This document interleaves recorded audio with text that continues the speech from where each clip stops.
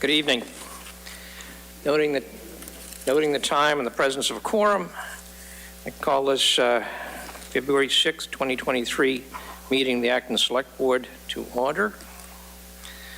We'll start, as we always do, with resident concerns. If any resident has any issues they wish to bring forward that's not on the agenda, please come forward.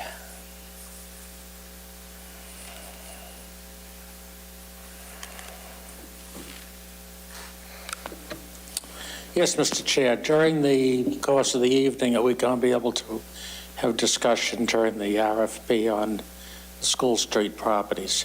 Yes, we will. Thank you.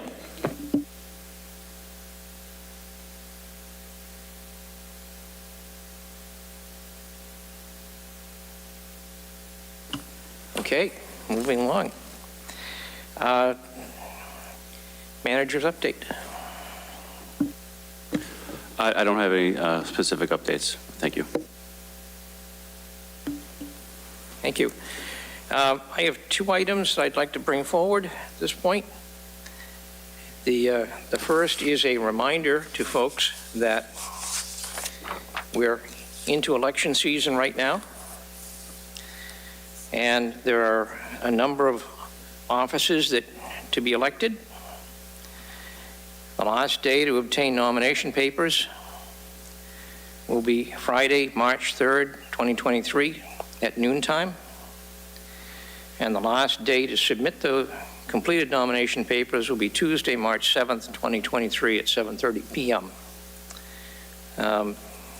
Certainly encourage members of the public, if you get interest in civic affairs, we can always use the help. The second item, David. I just want to say that I wasn't all the way in, but there were two people that had their hands raised online for residents' comments, and so. Okay. We will. I'll just finish my other comment, and then we'll go to them. The other item is that I'm calling a special meeting of the Select Board for the evening of Monday, February 13th, 7 p.m. in this room. The only item under discussion at that point is consideration of a possible firearms zoning bylaw. We'd like to get some public input into that, and a very rough draft bylaw will be posted in the town's website by tomorrow morning. So we'll just be talking about that one issue, and hopefully we can get a good discussion from all sides of the issue. With that, I will go to the folks that wish to speak. Matt, can you let the speakers in? Yes, I will just note that one of the speakers put their hand down. If they still wish to speak, they should put it back up. With that, the first is a calling user. If you let us know who you are and where you're from. Hi, this is Tara calling in, Tara Feathers from SF, and I have a question for the chair. The item number 9 about the Citizens Library, will you let people talk before the select board members discuss and vote, so that I think it's important for them to hear what we have to say before they discuss? We'll follow our usual procedure. The select board will discuss first, and then we will solicit public comment. Then can I speak on something that is not about the trustee appointment? Is it on tonight's agenda? No, it's not on the agenda. Thank you. Go ahead. Okay, I agree with Himmage's concerns regarding the lack of non-white representation on the Citizens Board of Trustees. And I believe Annette's working to nominate 2 people of color, which would be a majority. That's very exciting. However, and here's my comments, despite ambiguity at the last meeting, the Memorial Library Trustees acted like Citizens is already a branch, laughing off concerns about potential cancellation of the Citizens Library Trustees. It makes me sad. Tara, they would please stop. This is more appropriate that it be discussed during the discussion about the West Acton Citizens Library. Thank you. Okay, thank you. Matt, do we have anyone else?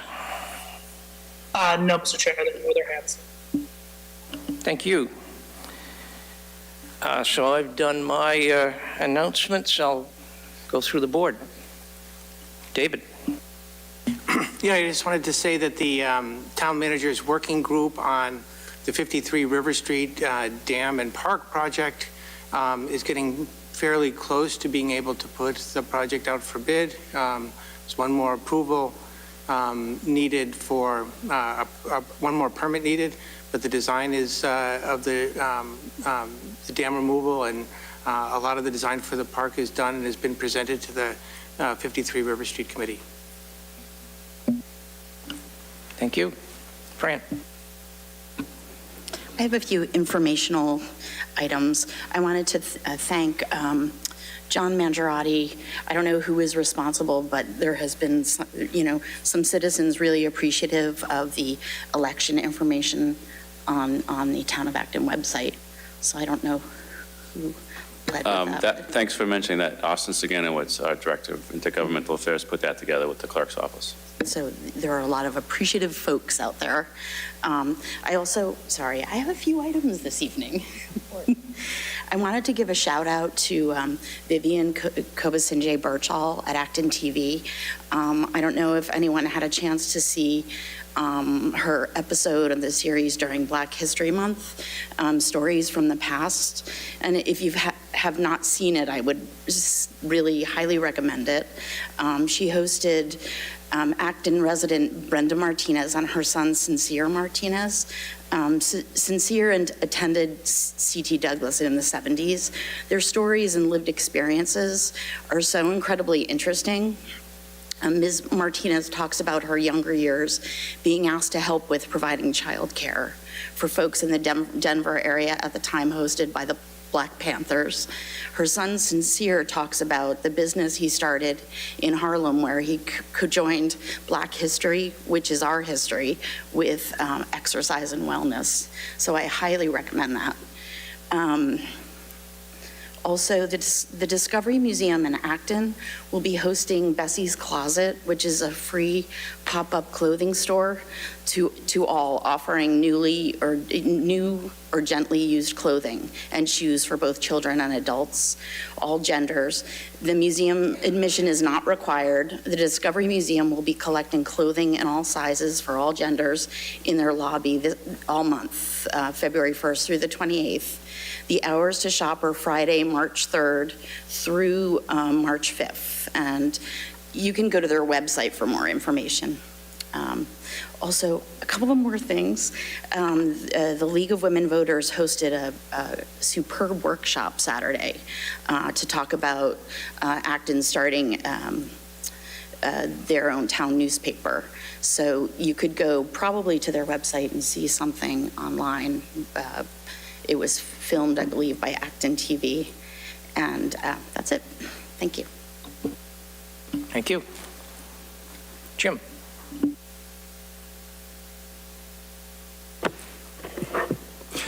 I wanted to report on a conversation I had with the Transportation Advisory Committee at their last meeting about improving pedestrian safety in the light of all these horrific accidents we've been having. It was just a preliminary brainstorming. The TAC will be taking up this topic at future meetings, but I just wanted to report on some real early ideas because I know that, I've heard from a lot of people that are, shocked, upset, angry, and determined about, doing something. So the main points that came in that discussion were that drivers have gotten more dangerous. That's a regional and national problem. There's more distracted driving, people are driving too fast, et cetera. So there's some education and persuasion that would be appropriate regionally or statewide that we could advocate for.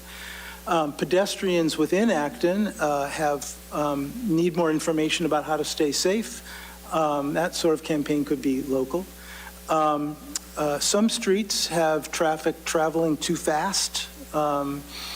And while there are some speed limit changes that seem warranted, just posting new signs, as we've learned, doesn't generally slow down traffic. So the first step is the kind of physical changes to the streetscape that slow traffic down. Let's see. We talked about the placement of mailboxes and trying to do that in such a way that people aren't walking out into the street to collect their mail on the faster streets.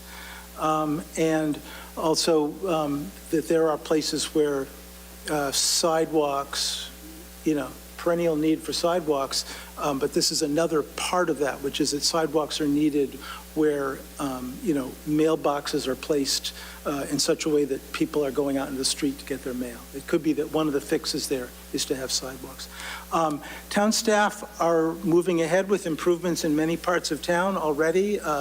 The TAC looks forward to working with town staff to learn more and to discuss what safety improvements are happening and see if there's any useful recommendations that the TAC can make to the select board about any additional important work that could use staff time and town money in our shared search for protecting our residents.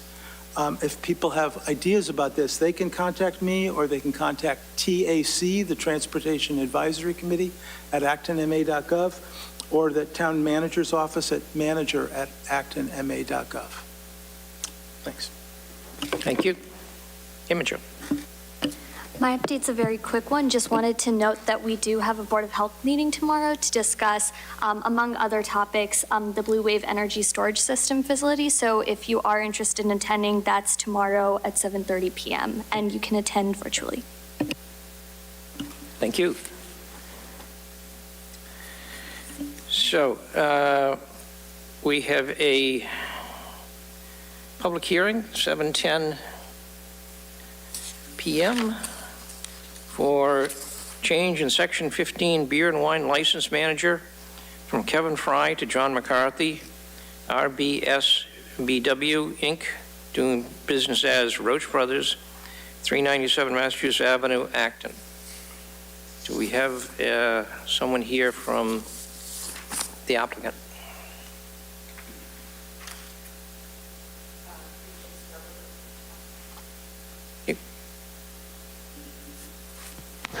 John McCarthy is here, store manager. Yeah. Hey, thank you. Please go ahead.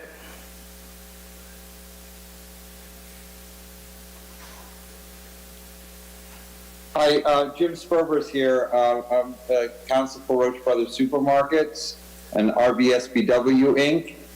We have a new manager of our Acton store, and John McCarthy, and we're here to for the application for him to be named as the new manager of record for the liquor license at the store.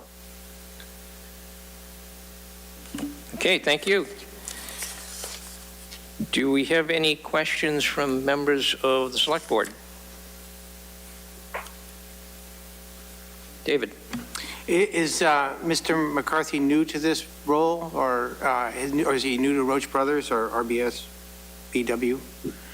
He is not, well, John can tell you probably more than I, but he is not new to Roche Brothers, but he's new to the store manager at Acton, and as a manager of record for a liquor license. Okay, and there's no other changes proposed, just the change in manager? That's correct. Thank you. Any other discussion from the board? Comments from the public? Okay, I would entertain a motion. David. I move to approve the change in license from Kevin Fry to John McCarthy at RBSBW, doing business as Roche Brothers on 387 Mass Ave in Acton. A second. Okay, moved and seconded. All in favor of the motion, please say aye. Aye. Aye. Opposed? Abstentions? Thank you. Thank you very much for coming in. You're all set. Great, thank you very much. Thank you. Night. Okay, our next item of business, our new state representative for part of Acton, Simon Cataldo, is here to brief the board on what he has been up to and what he plans to get done next. Simon.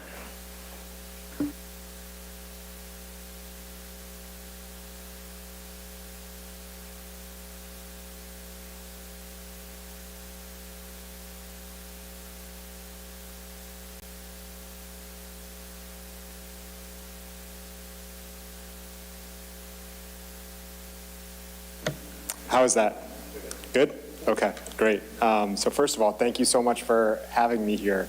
Really appreciate the invitation, your attention to me, and for this opportunity to get the ball rolling with our communication. So thank you, and thank you for all the hard work that you're doing. Over the past year or so, I've observed many of your meetings. We've had many conversations, and I think I have an understanding of how much work it takes to be on this board and to run the town. And I know it's a hard job on many days and nights, so thank you very much for everything you're doing.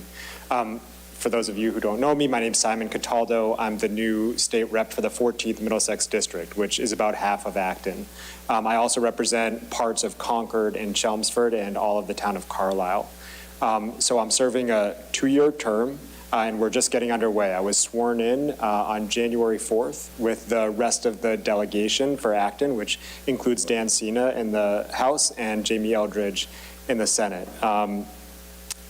Senator Eldridge and Senator Cena and I talk almost every day. So part of what we do is communicate with each other, and you should know that as a board and as residents, that there's a good chance that when you contact one of us, the rest of us are going to know. That's been a really good working relationship so far, and I think it will continue to be that way.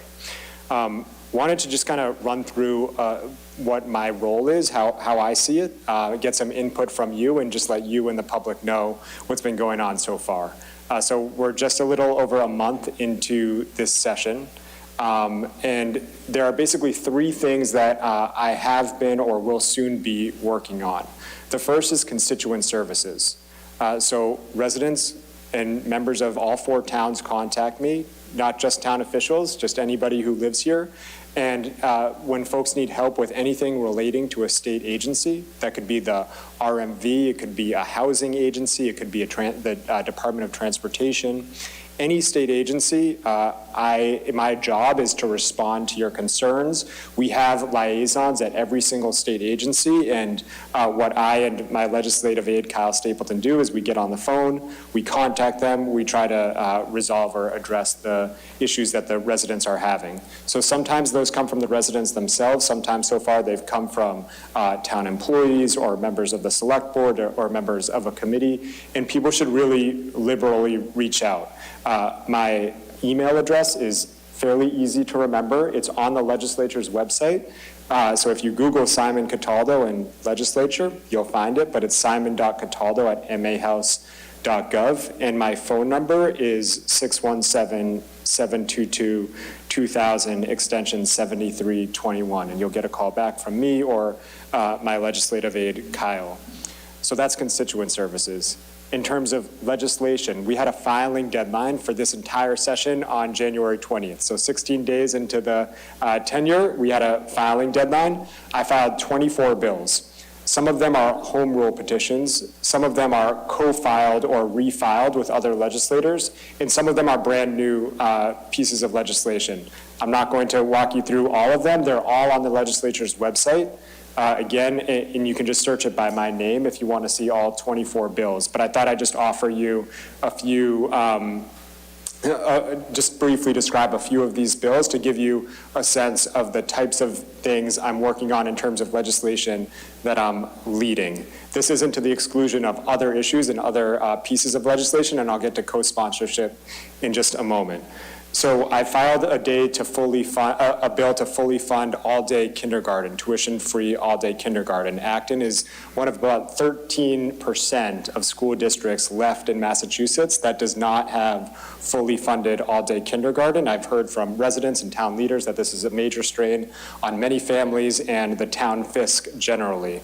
And I think that there are other communities who understand that, and I think the entire Commonwealth, certainly many people in the legislature, certainly the Acton delegation, understands that it should be a main priority, both in terms of the economic health of the economy, making sure that parents who want to can stay at their jobs and continue to pay the state income taxes as part of their career and continue their career, and also just for the educational equity concerns that many of us harbor. And in terms of mental health, there are many reasons why we ought to have fully funded all-day K, and I think the state should be pitching in on that.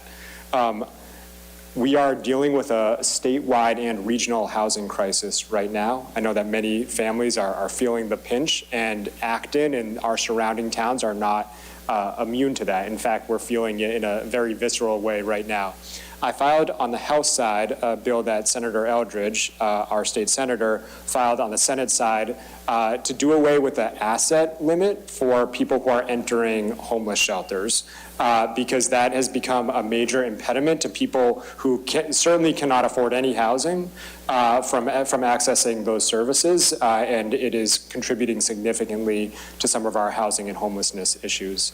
I filed a bill to increase the pay rates, the reimbursement rates through Mass Health for people who serve people with intellectual and developmental disabilities. You may be aware that this has been a problem that's been aggravated through the pandemic. We're facing a major workforce shortage and workforce challenge in terms of people who work with folks with developmental and intellectual disabilities. And so this bill would address that. We have received a lot of support for that bill, and it's something that I expect to do very well this session. And then finally, I filed a bill to create a trust fund for water infrastructure projects, which is a major need, and the way that those projects are being funded is a real impediment to on the town and the regional level. So it would raise some of the funding up for that up to the statewide level, which I think would be a better fit in terms of economies of scale for the very significant types of water infrastructure, water safety, water dependability, and availability issues that we're having in Acton, around the district, and around Massachusetts. So again, if you're interested, I'd encourage anybody to look at any of the other 24 bills, of the 24 bills that I filed for this legislative session. The filing deadline, as I mentioned, was on January 20th. In addition to those 24 bills, any legislator is permitted to co-sponsor bills. And so I have been on a rolling basis fielding, first of all, constituent requests and also group requests and advocate requests on a whole host of bills. And so if you go on the legislature's website, you can see the bills that I've already co-sponsored, and those are things that I'll be supporting and trying to help move through the legislative process. One thing that is very, very helpful to me as a legislator is when the town or members of the community reach out and let me know if there are bills that you want me to co-sponsor and support that I have not yet supported. I've gotten hundreds, probably at this point, well over 1,000 co-sponsorship requests. So I have an internal spreadsheet, and those that come from constituents go to the top for consideration. That has been very, very helpful. In fact, there are already a number of bills that have been brought to my attention that I had no idea existed and that I really believe in. So please, I hope folks that will liberally reach out when they are aware of existing legislation or proposed legislation that they want me, your state rep, to support. Folks have also reached out asking me to support either existing legislation or create new legislation that may not yet exist. That is something that I'm also working on. That's a much slower process because we have to do the legal research to figure out what's already out there, if it's not out there, why it's not out there, and then the drafting process. But that is something that is underway on a number of issues, and I'll continue to be working on.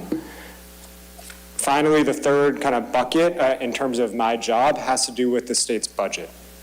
So we're coming into budget season. The governor, the new governor, Governor Maura Healey, will be releasing her budget. The House will come out with a budget, and then we'll be going through the amendment process this spring. In addition, I expect there to be a supplemental ARPA-related budget as well. And so one thing that the select board can do to help me do my job well for the town is to let me know of the capital project and resource needs that you think the state can help with. The more you attach numbers to that, the better, so that your Acton delegation can work within that budget process and try to advance the town's priorities. The more detail I have, the better. We certainly cannot guarantee that any particular thing is going to be funded, but you put us in the best position to succeed in that regard when we have more information. And I know, just based on our communication already, that we're going to be communicating closely and well on that. Then finally, and then I'll stop talking, and again, I'm really grateful for the time today. Just a few thoughts on how we can work together. So the first just being legislation. When the board sees bills or is aware of bills that you want me to support, let me know why, and it will just put me in a really good position to try to be supportive. One other thing related to this that I haven't mentioned yet is that I will be getting committee assignments. I don't yet know what committees I'll be on. If there are committees you want me to be on, now would be the time to tell me. I will get to express a preference. I won't have authority to choose. But I think I have a pretty good sense of what the town's needs are and how that fits within the existing committees, but you should certainly not be shy about telling me. But one of the reasons that I urge you to tell me about co-sponsorship is that there may be bills that come to the committee that I sit on that you've communicated to me about, and that will be very helpful in my work within committees. And then the last thing I'll say, just in terms of our work together, is to please be proactive in telling me about what challenges you're facing with state agencies. I've already learned during my time as your state rep that sometimes the communication between a state agency and the town going in that direction skips the legislative delegation on the first shot. And that puts us all in a less than ideal position.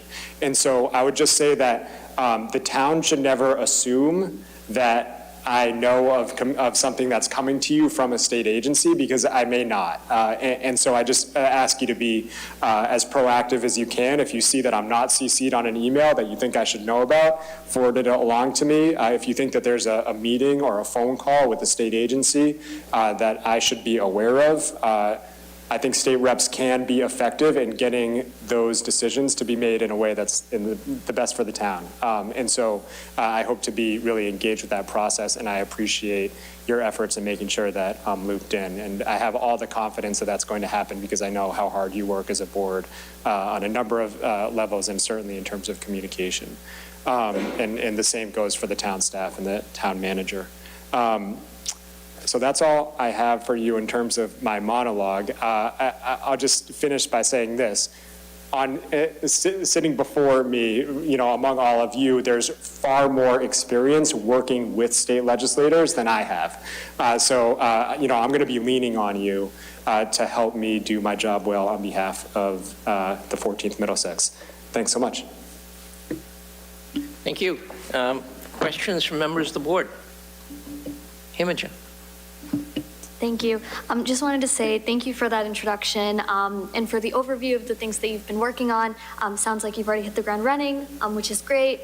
And so I have two questions. One is on the water infrastructure bill that you talked about. I'm actually not that familiar with it, but would love to learn more about what type of funding that would be provided for, what types of projects would be covered under this type of infrastructure trust fund. So would love to know more about that. And then the second question I have is, given that it's Black History Month and that we should be promoting racial and social equity and justice year-round, I'm wondering what you see in terms of your priorities for how to strengthen representation through the work that you do as our state representative. Great. Thanks, Imogen. I'll take those in order. So the initial way that the trust fund, let me just back up. One of the challenges that we're facing with water infrastructure funding is that most of the projects are too expensive for the towns to take on themselves. And every time a town starts to save money to do one of these projects, some other need comes and sideswipes it, and so the money gets taken away. And this is something that we've seen happen all over the Commonwealth. So it creates a new standalone fund that would be only for water infrastructure projects. And the initial way that it would be funded is from, in addition to hookup fees, $1,000 for commercial hookups and $250 for residential. And that money will add up. And then the money does not have to all be spent each year, and that's dictated by the statute. So you can start to build up enough money to make a real dent in some of the needs that are really significant right now. On the second one, I think that there are a number of, I'll just start by talking about some of the legislation that I've filed. I do think that funding all-day kindergarten speaks very directly to a number of inequities, including racial inequity. And I think, I'm in very good company in terms of a focus on early childhood education. I think what we're seeing across Massachusetts and across really everywhere we can see in our country is that a lot of the racial inequities that we see start very early on in the lifespan of our residents. And so, I'm going to be working on early childhood education and making sure that that's as equitably apportioned and delivered as possible. In the next several months, the Supreme Court is very likely going to make affirmative action illegal. Affirmative action is one of the devices that has really leveled the playing field from a racial sense.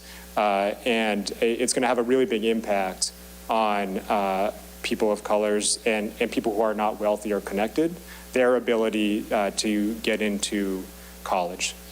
So I have filed, and then in the meantime, we have some devices that are used by all sorts of higher education institutions that are heavily weighted towards wealthy and white people. And I filed a bill that will deal with 3 of those. One of them is legacy admissions. Legacy admissions were started in the United States to keep Jewish people from overpopulating schools. And now, they're shown to be empirically highly weighted towards wealthy people.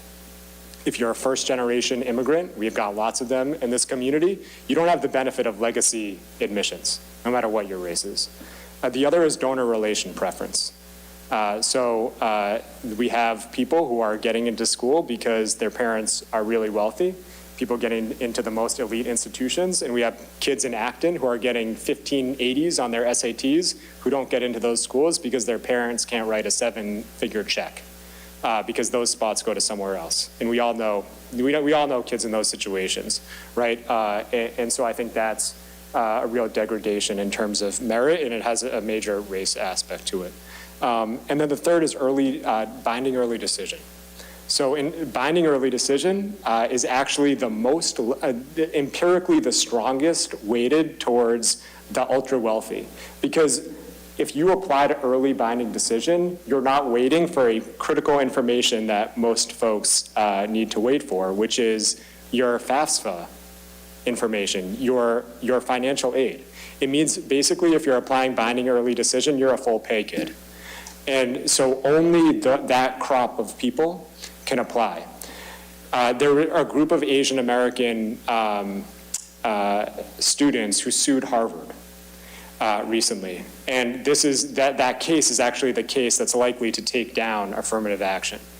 Part of what we learned in the discovery in that litigation is the degree to which the development departments have a major imprint on the admissions decisions. These schools are not meritocracies, despite getting, state funding and many benefits from the state.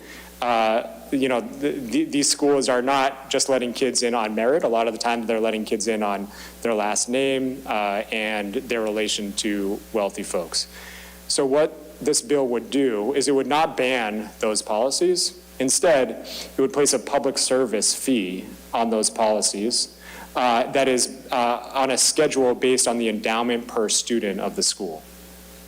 So that public service fee would then go into a trust fund that, in the funds for which are solely distributable to public community colleges in Massachusetts. I think that this legislation is urgently needed at a time when affirmative action, the loss of affirmative action, is going to have drastic impacts on the racial makeup of our colleges and universities, and there's no lawful counterweight. So what we should do is place a consequence on some of these policies that are highly weighted towards the ultra-wealthy among us. I think that Acton is a community that is very impacted by these unfair policies, because in Acton, there are many middle-class families whose children are extremely hardworking. They get really high grades. They get really high SAT scores. Their parents work multiple jobs so that they can afford, their kids can afford to do the types of extracurriculars that look good on a resume. And they are, their spots are taken by the ultra wealthy. And so I think that's unfair. And so I filed a bill to address that. That bill is not only about race, it's about just general justice and merit in our society, but I do think that it has a significant racial component. And of course, as I said before, the very foundation of some of these policies were based on racial animus. Thank you. Other questions? Jim? Is there a deadline for co-sponsorships? There is, and I don't know it yet, but it is far more permissive than what we've seen in the past. So in past years, you may remember kind of 2-week deadlines. This year, it's my understanding that it won't happen until after not only are committees formed, but the bills are reported out of committee. So I think it's fairly safe to say, Jim, that anytime this month that you get to me will not be too late. And I think probably we may have some more time than that even. Okay. Fran? I just wanted to thank you, Simon, and best of luck. Thank you. Okay, and I'll second what Fran says. Thank you very much. You've hit the ground running. You've got some great ideas, and whatever we can do to help move your agenda ahead forward, let us know. Likewise, back at you, Mr. Chair, and members of the Select Board. Mr. Mangiarotti, thank you so much. Thank you for coming in.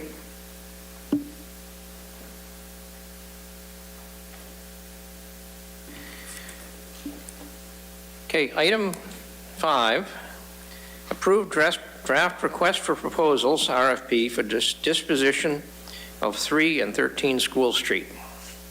John. Thank you. And Economic Development Director Julie Pierce will help me with this item, but basically this is the draft of the RFP that we've prepared following the board's December 19th vote, which declared 13 School Street surplus, and the board asked us to prepare a draft RFP, which would result in the disposition of both 3 and 13 School Street for reuse to achieve goals that were outlined, such as mixed use and other items that we've incorporated into the draft RFP that is before you. Would you want to put some more context to that? Sure, and feel free to stop me or ask questions, but basically 3 School Street is one of the town-owned properties that's underutilized, and when we have underutilized properties, that ends up putting an extra burden on our community because of the loss in tax revenues. Additionally, as buildings sit unused and falling further into disrepair, it just makes it harder and harder to dispose of it later. So, you know, as the town manager said, we're looking for approval to move forward with the RFP that's been discussed many times. I think some important context in general for the discussion would be that there have been prior attempts to sell 3 School Street that were unsuccessful, and so this time we're trying to be creative and try something new by packaging it with the municipal lot on 13 School Street, just because the prior attempts to sell it failed due to the lack of parking. I more context, I think, that we could add. I think that within Town Hall, we've been looking at ways to, how do we attract creative development that both can bring things like mixed use while also balancing other community needs for community parking, better access to the MBTA and things like that. So open to any questions. Thank you. Questions from the board?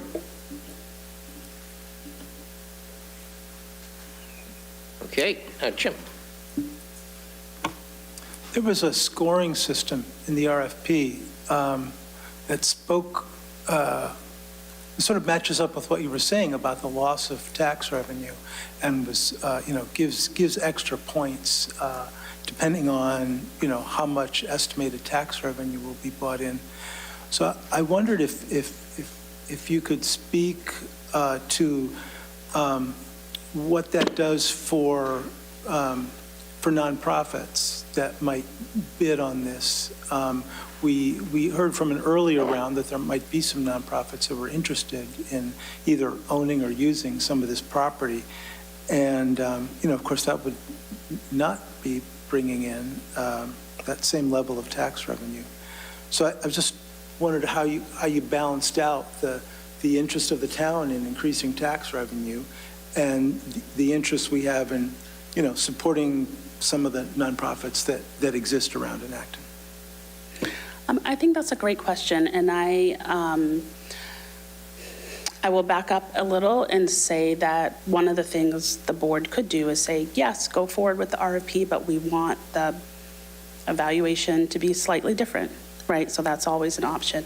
But yes, in the way that it's set up now, there are points for additional tax revenue.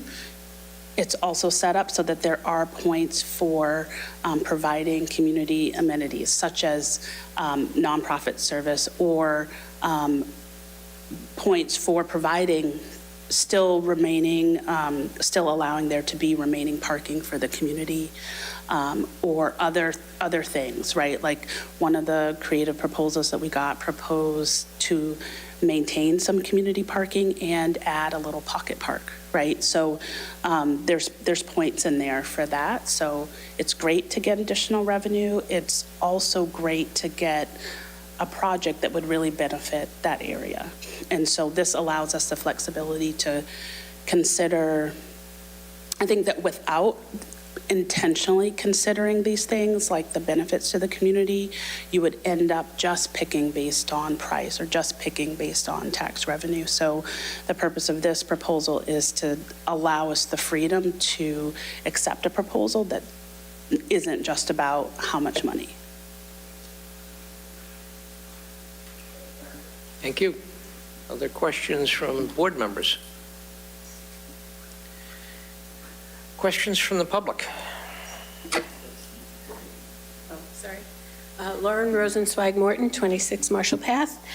I didn't really look at the background materials, so I'm not sure which parking area you're talking about, but back in the day, many years ago, could be different now, there were some agreements with Exchange Hall for parking there and for commuter rails. So I would carefully look over any things that exist about that parking area to consider with the RFP. Thank you. Thank you. Yeah, I'm Jim Willis, and the last time I had a chance to address this august board, you guys were giving us an award, so thank you very much. We represent the South Acton Congregational Church, and we have a strong interest in how this request for proposal is going to go out and how it's going to impact the church. Most of the folks here sitting behind me are from the church, and they'll be interested to see how this goes down. We took a look at this, and in fact, John and I got together to talk about how this is being putting together. And what it appears to us is that we've been using for some time now the parking lot that will be sold off as Lot 13. So if we lose that, that means there's a big gap in where we can put people who wish to go to the church. And that's a big part of who you see here. Most of these are South Acton residents. The second part of that is there a way to, we don't disagree that this should go forward. This is surplus material for the town, both lots, and they should be dealt with. But is there a way to fold this in with the development of South Acton, if everybody proposes it's going to go forward? Is there a way to make this work so that we end up with either additional parking on School Street in front of the church, or behind the fire station, the current fire station, or along the side in front of the church as it stands now? So we're not looking for special dispensation from this particular RFP, but maybe the rules could be changed a little bit to make it that whoever's going to buy it and develop it would allow more than 6 or 7 parking spots. That doesn't do us very much good, unfortunately. So that would be something we'd ask permission to have included in this. And the second thing is to include this in some idea as to how we want to proceed with the development of South Acton. And is this part of it, or is this separate? And it appears to be us do it separate, and we don't believe that should be the case. So what we do is ask for your support in making this happen. Thank you. Okay, thank you. Amber Clower from Piper Road.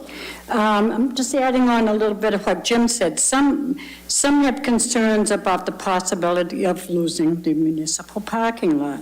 Now, we've seen Jones Tavern and Faulkner House use it quite often when they have activities. Exchange Hall has also used it. But of course, my main concern is our church and at 35 School Street. And the church has been there since 1876. It's been in the building where it is right now at 35 since 1891. And now, it's not just a place of worship, but also serves the community in several ways.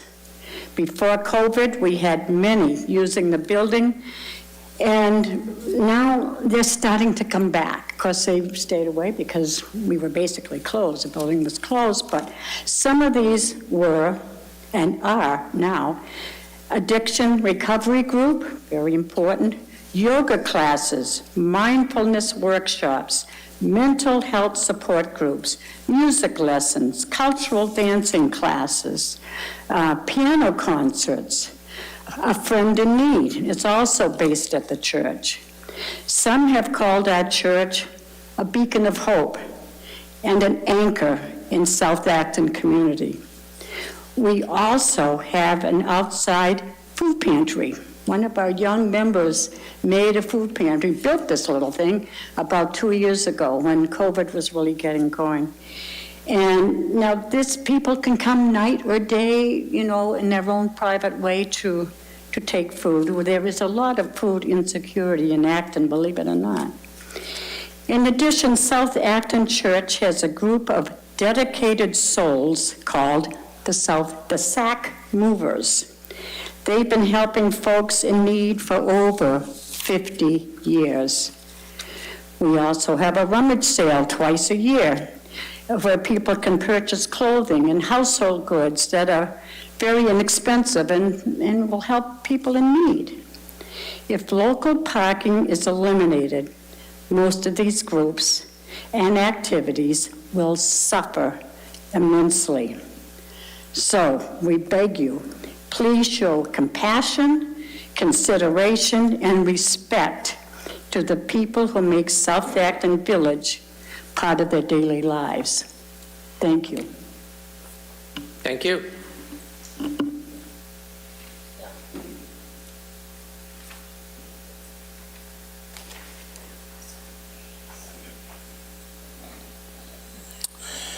After looking at the I'm Bill Clower, same address. After looking at the RFP, I had some questions. I've been looking at what we call Station 2.5, which is the other name it took in 1961 after the station moved. And there are a number of questions in the RFP that really are somewhat troubling. The first is the photographs that were used in both properties seem to be somewhat dated. I happen to know for a fact that in 2017, I did a presentation at Jones's Tavern for the 50th anniversary of the fire they had in 1967. I happen to know that at the end of that day, they packed both engines 3 and 4 at Station 2.5, also known as 3 School Street.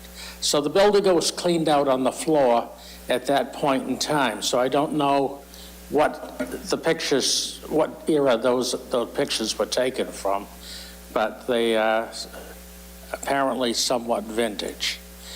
There are a number of things I think that building we looked at for Habitat for Humanity. It was being looked at by members of our church as a possibility before Carlisle Road came on the market. So I think it has a possibility of soloing on its own without the parking lot. But also looking at the other photographs in the parking lot, the buildings in the back of the parking lot have been gone for a number of years now, along with a much long disused trailer. So again, I think when you put an RFP out, it should be somewhat factual as to what you are showing to people from out of the area who do not know exactly what's there. And the last thing is that since the end of World War I, that has been, it got changed from Exchange Square to Quimby Square in memory of Howard Quimby.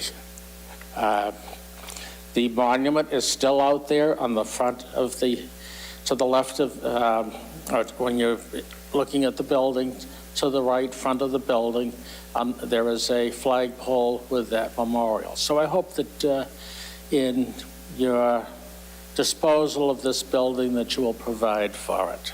Thank you. Thank you. Oh, I'm sorry, Mr. Charter.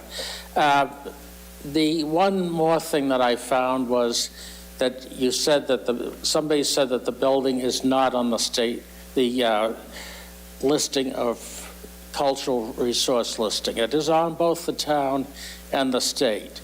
Unlike Exchange Hall and the Jones's Tavern, it is not on the national register, but it is on both the state and local registers. Thank you. Thank you.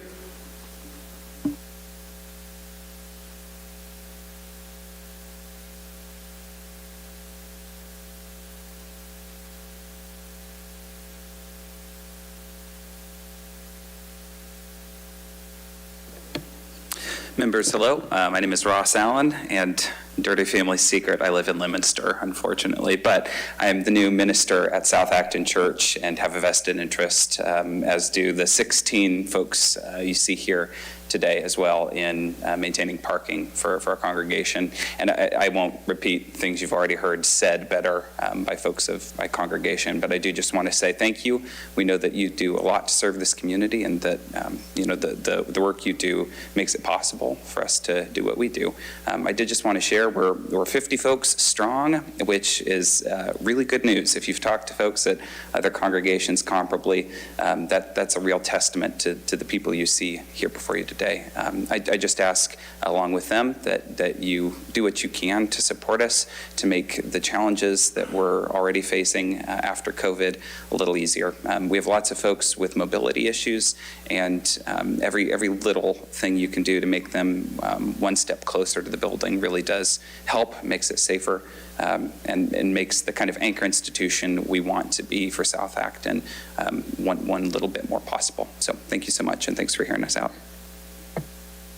Thank you. Matt, do we have anybody online? We do. I believe this is Tara, but if they could confirm, that would be great. Hi, yes, this is Tara. I want to echo what the pastor and Amber and Bill said. Looking at an individual building and the cost without looking at the overall cost of the community and or the benefits that it provides. There's like a planning mantra, which I hope we sideline, frankly. And that's the highest and best use, the concept of it's always got to be about money. And, you know, when you look at the services that the South Acton Congregational Church provides, I can tell you I've been the beneficiary, and I think they provide an amazing amount of services to the town that should not be discounted, because these are services that the town would then have to provide if we didn't have the churches providing these services. And so I have no problem if that building remains empty or is used as a welcome center or, you know, is used in some other way besides always going to the developers, which who knows if it's actually going to even provide enough money to make it worth it. And when you listen to what these folks say, you know, you got to wonder whether or not that the value of those services is being counted in the tax revenue column. And I urge us to stop only looking at taxes inside and out of town hall and look at the value. Thank you. Thank you. Next, Matt. Next is Franny Osmond. Franny, you should be able to speak. Hi, this is Franny Osmond from 16 Half Moon Hill, and I want to just totally agree with the previous speaker and with the other people. That was the first thing that came to my mind when I heard about this, that I just think there's so much value in that lot being available to that church and for other community reasons that I just don't see that it would be reasonable to limit it. Thanks. Thank you. Do we have anyone else, Matt? That's it, Mr. Chair. Thank you. All right.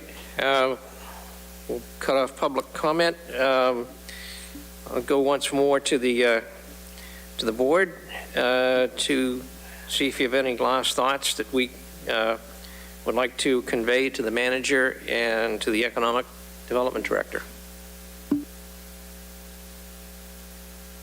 David. Thank you. So, you know, we've tried to do something with the Civil Defense Building now multiple times without success. We've had little nibbles of interest in what we might do with it, but very little. It's in a tough spot all by itself. And so, and I, for one, and I think I'm consistent on this in all locations, I hate to see these buildings just deteriorate with, essentially no use. That building we just used for storage. It's at a prime corner in town. It shouldn't be used just for storage. I would like to see mixed use in that area to revitalize the area myself. I think, the Civil Defense or old fire station building can be a part of that. So I think that's pretty important. Jim, to your point earlier, that the RFP does mention nonprofits in a number of areas. So I don't know whether you had a chance to review the whole thing, but it talks about it in terms of scoring and in other places in there. I suspect there's something we can do about the parking so that the church doesn't lose all the parking. I think that's an important consideration, but I don't think that's the only consideration, right? I think that whole corner is a very important, or could be a very important asset to the town. Thank you. Other comments? Fran? I'm excited about this, and that corner of town has always been, on the project table of the Historic District Commission. And it's never, you have private owners who own each individual lot. If they could get together, that would be fabulous. But I think freeing up the safety building for some sort of mixed use project in that area, I think it is a great idea. And there has also been, and previous projects, also, if there were, development at the street side, possibly community parking in the back of the building along the railroad station isn't out of the question. So I think seeing a nice plan or a project for that area would be key. Thank you. Jim? I had a couple of thoughts about addressing the parking concerns. One would be to have a separate scale on the measurement for projects that would provide weekend access or Sunday access, or, you know, there are some uses that don't need the parking on weekends, and that would be good for us to understand and give points to. The other one was to perhaps extend, since I think there appear to be 25 spaces or so in there, to extend that scale that provides points for parking. Right now, the scale stops at 7 spaces as if you can reserve 7 spaces, that's the maximum amount of points you can get. It might be worth, I think it would be worth looking at extending that scale so that more points could be provided for, providing even more spaces.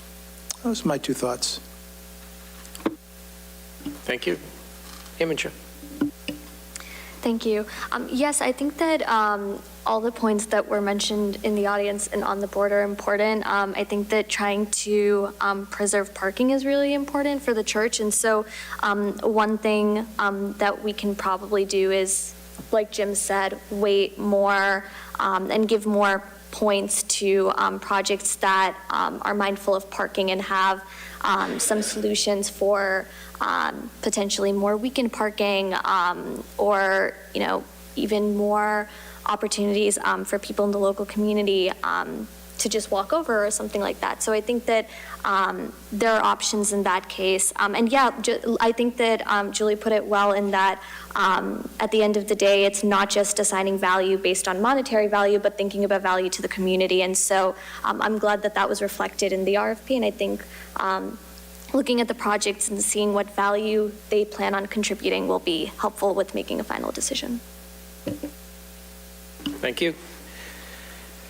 So I'm very much in favor of this project moving ahead. I know there's certainly going to be some issues. Parking is certainly a major one. I think the good thing is that we have some time between the time we finish the draft and send it out and start getting responses back. And hopefully the town staff can scratch around a little bit and see if there's any possibility of any additional parking behind South Fire, for instance. I'm a little skeptical about that because it butts up fairly close to conservation land and might not be possible to expand it. But there might be other options that I think should be explored. The other thing is that certainly there'll be a review period once any responses are received, and there's always a possibility there won't be any responses at all. So I think we really have to, from a board's point of view, we have to see what's out there, see what sort of interest there is, and then make the best decisions accordingly. So I'm in favor of, I think Julie's heard some of the concerns have been raised, and there might be some tweaks that could be done with the RFP, but I think I'm ready to ask that it go forward.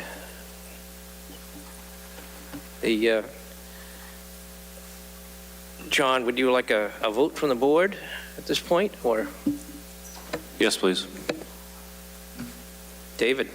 I move to approve the draft RFP for the disposition of 3 and 13 School Street. Okay, thank you. Second. Moved and seconded. All in favor of the motion, please say aye. Aye. Opposed? Abstentions? Abstain. Okay. 4 in favor, 1 abstention. Thank you very much. And we'll certainly keep the community appraised as how this is moving forward.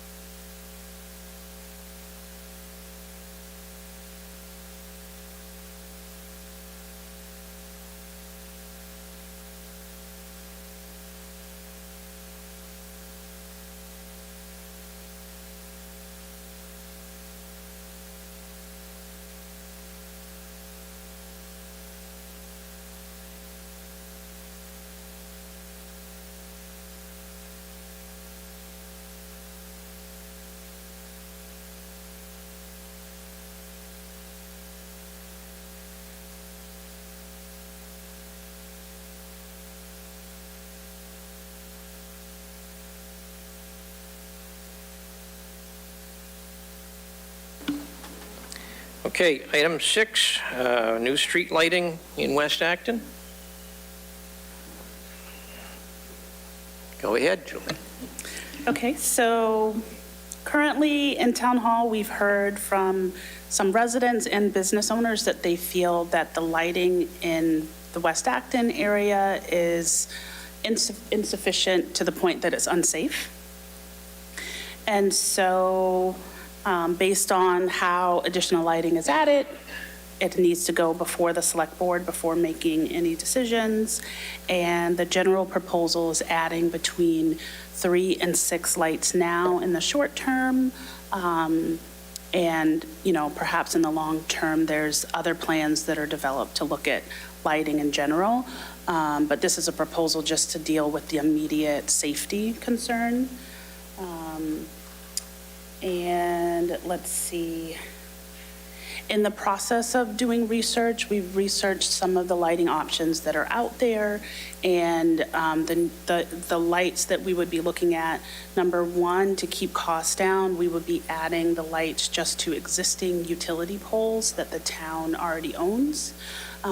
So that way there's no adding new electricity lines and just saving a lot of work and time and cost in that sense. So we've even had some residents and business owners take the time to walk the area of West Acton at different times and taking pictures and looking at the lights. But up on the screen here, you can see a map. There are little dots. So the dots that are just white are poles that have light. The dots that are green are poles that do not have lights. And each utility pole has a pole number. And so we've identified specific poles that have come up more than, frequently in these requests from residents and business owners.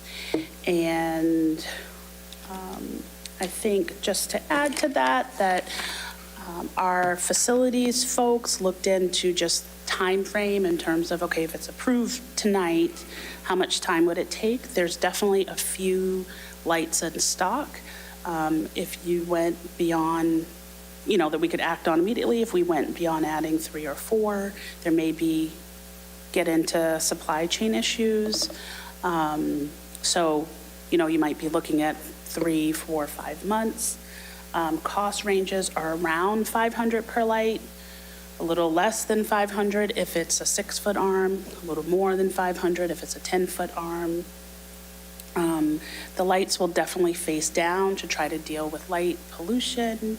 And there's, in addition to it coming with a cap that goes around 3 sides, there's an additional shield that you could buy to go in the back where the pole is, just to make sure there's no light bleeding backwards. These particular lights are not on a timer. They would function on a sensor, so they'd be on from dusk to dawn. I think other questions previously included whether the HTC has jurisdiction. So the answer is no, because nothing's being dug up, nothing's being built using existing utility poles. And I think that's pretty much it. Are there other questions that I could answer?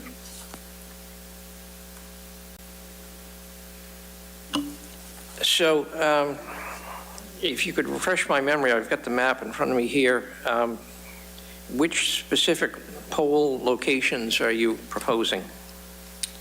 So, I don't have, let me just.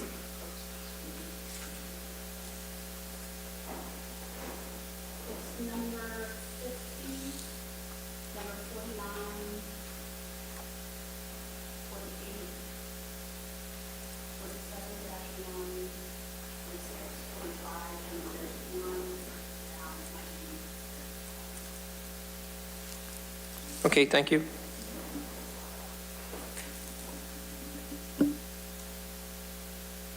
Questions from members of the board?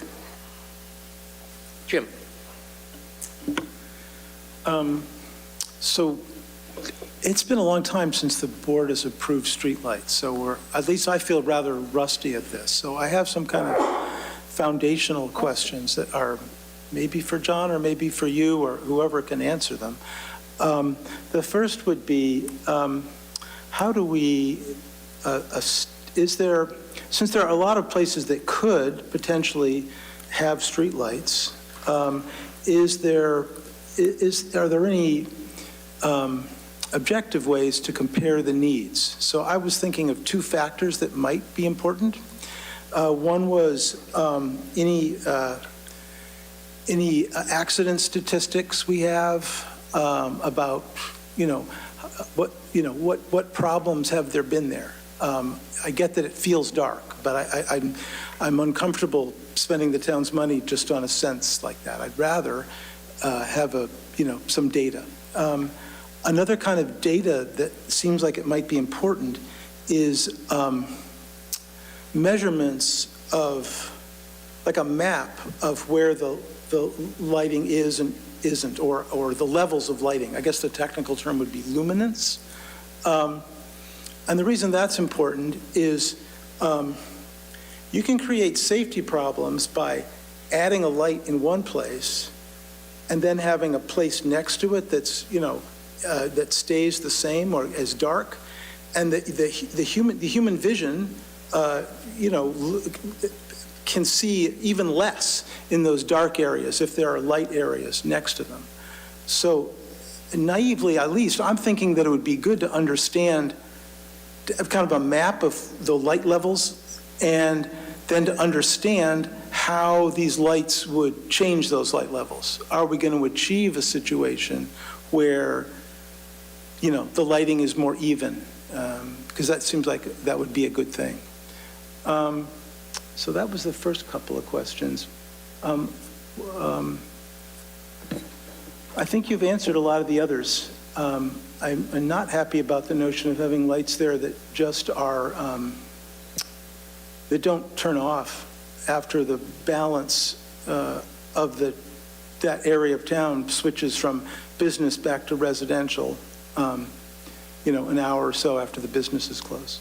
I understand that that would mean a delay in getting lights. I think I'm okay with that. I'm not sure. I'll answer those in reverse order. Great, thanks. And maybe the town manager can weigh in too. I'm not completely sure that having a timer would add additional time to implementation. What I am sure of is that it would add an additional cost. We reached out to get quotes and haven't gotten a response yet, but we do know it would be an additional cost. So that's one thing to know. And then back to your first question about luminescence, I think that's actually a great thing to consider, especially if the select board was going to direct the town to kind of do some kind of longer range planning to look at the lights. Currently, there's no official map. We do have a spreadsheet of all the town-owned utility poles, like indicating this one has lights, this one doesn't have lights. So we use that spreadsheet information to create this focused map just on that neighborhood. So of course we could create that kind of map in-house. The part that we couldn't do in-house would be this calculation of luminescence. So we'd need to hire a consultant. So that also may feed back into kind of that initial comment about some of these questions I think are really great to consider. And so sometimes it's that thing of when is the time that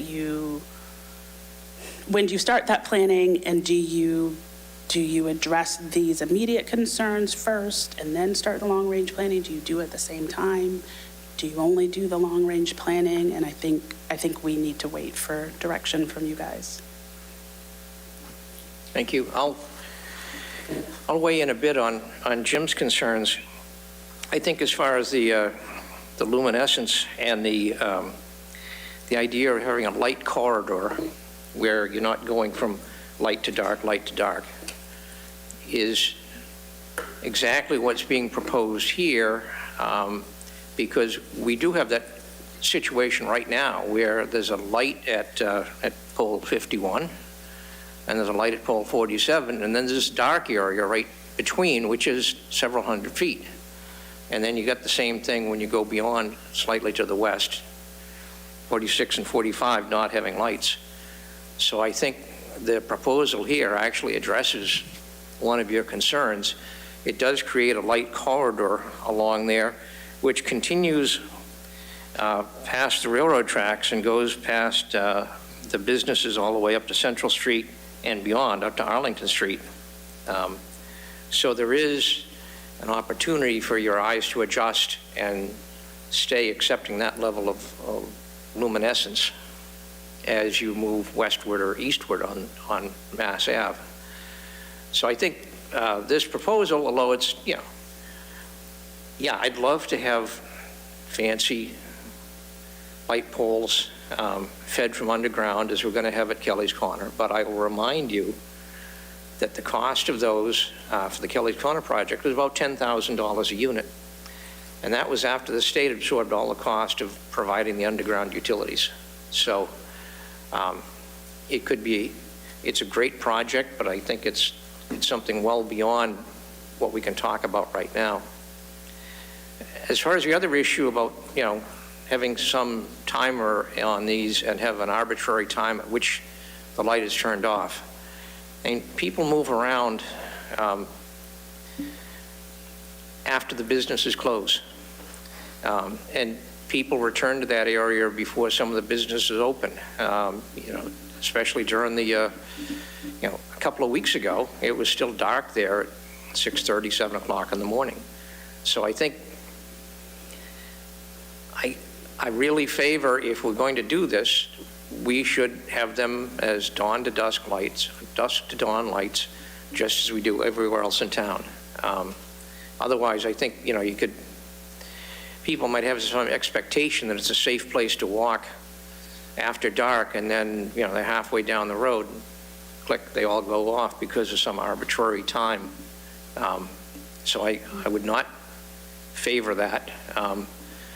I don't want to go there, because if we do that here, then we'll be faced with doing that, everywhere else in town. I'll see if we have any other questions. David. Thank you. So the last time we discussed this, I mentioned that if you walk from, at least this is my experience, if you walk from Central Street, towards and past Spruce Street, my impression was when you started out in the first block, it was reasonably lit. And when you got after that, it was reasonably dark. And this map confirms that, right? There's only one street light in the few hundred feet past Spruce Street to the east. And, I think that's not enough, right? I think it needs to be lit the same way as it is, between Central Street and Spruce Street along the way. And I think this is an issue of safety, frankly. And, crossing this street here, I personally, in the time, I can remember one instance in particular, because I was in a hurry. This was shortly after things were opening up after the pandemic. I got in my car to go out here, and I realized I didn't have my mask with me. So I went back out at night and had to get in, open the door, get my mask out of the car, close the door, and back to the street before the next car came, because I had tried to time it. And, someone with a mobility issue is not going to do that, because I was fearful that, frankly, that, cars would not see me opening my car door there. So I think it's important that we do this, and I don't want to build accident statistics and decide we need to do this. I think we need to do this before accidents happen, right? It's clear that, there's statistics you can find on, national transportation statistics that lit crosswalks are safer than not lit crosswalks. I think that's important on Great Road and other places where we've already seen issues. Here we have an opportunity, a fairly simple opportunity, just to put street lights like we have in many places of town, and this is one of the most foot trafficked areas in town. I think that we need traffic lights here.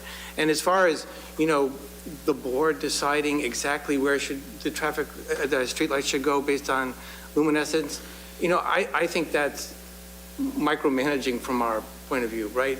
if we have a directive for the DPW or for the Economic Development Director, we should say what that directive is. But, we don't want to be in the businesses saying that there are, so many lumens per square foot here, but not over there. That we should charge our staff with that. And I don't think that we need, this is my opinion, I don't think we need to do that. And finally, I just have one confirmation.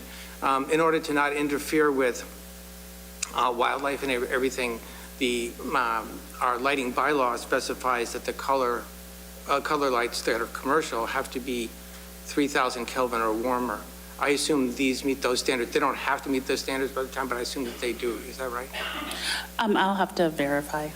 So I think that we should do that. And if I could say one final thing, I think we should put streetlights in all these places with the possible exception of pole number 50. Pole number 50 is at the end. In my experience in, being down here,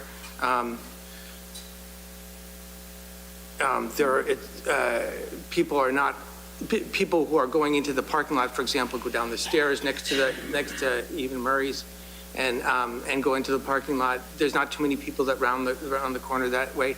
And also that street light is directly across the street from the apartments there. So I would be in favor of putting all those street lights in except for pole 50 and 3,000 Kelvin or warmer.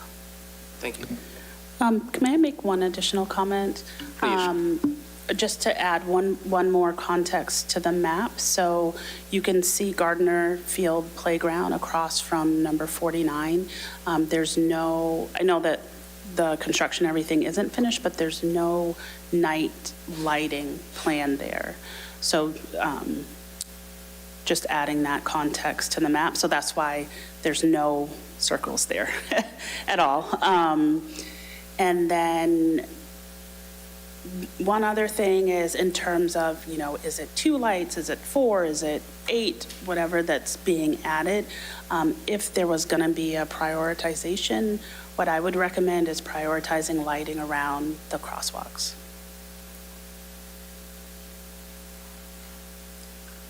Thank you. Fran? I hate to be the odd man out.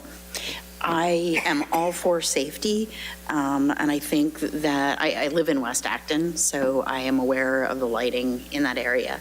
I could be swayed to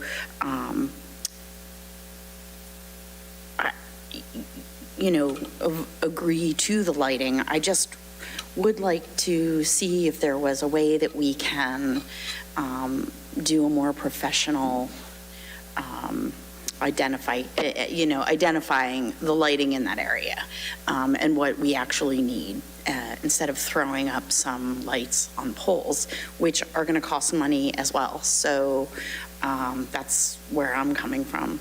I think, do you want to say something, John? Oh, sorry. I don't know what this was a result of. Was there safety issues?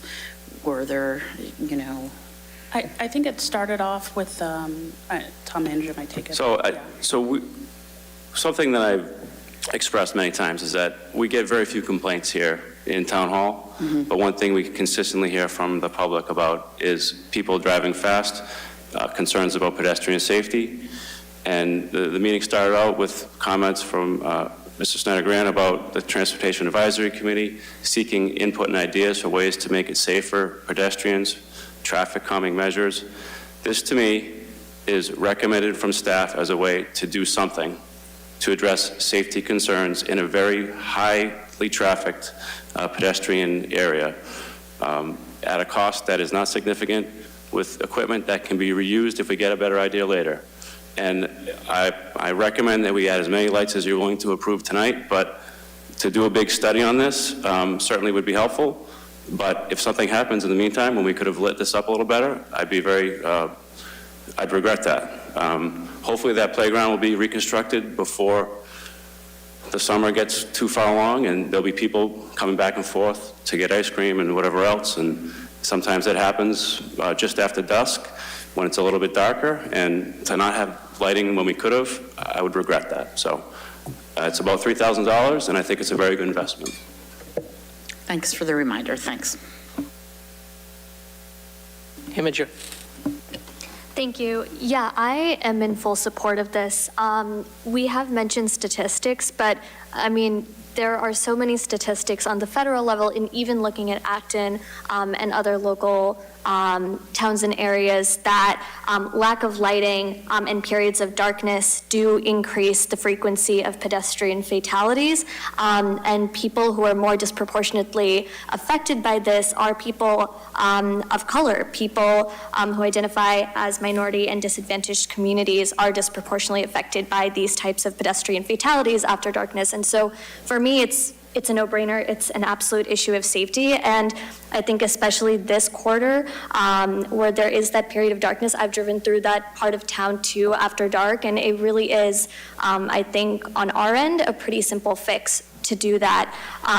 And I think that the fact that we may not have statistics on potential incidences that may have happened there with regards to safety, I don't think that should be cause for us to wait to do a longer study. I think that at the end of the day, we know that lighting can improve pedestrian safety, and waiting for something to happen for me doesn't seem right. So from my standpoint, I think that moving forward with this is good. I think it's good that we're also thinking about long-term, how do we improve all different parts of Acton when it comes to specific lighting needs. But this is one where it's pretty clear to me that we do need more lighting in that area. And I also agree too with having it be sensor-based. I think that having a timing-based lighting system could add more confusion. If you're in a certain part of that place and you see it's lighted, and then you're there for maybe an hour later or something, and now it's dark, I feel like that could cause more confusion when you're expecting there to be a light and there isn't. So I think that for me, having it sensor-based makes the most sense, and economically, that's the most feasible too. So that's my 2 cents. Thank you. All right. Any comments from the public?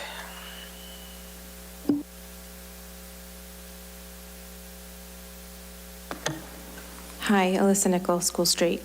I don't live in West Acton, but I am there several times a week. I apologize for the data dump earlier. I'm assuming that probably not all of you, if any of you, were able to read all of the information and the links that I sent. But my concern, and I want to start off by saying, nobody is suggesting that we wait for an accident to happen. That's ridiculous, and that's really bothersome to me. What I'm saying is, I hear everyone talking about a fix and a solution, but we haven't identified a problem or an issue to fix or resolve.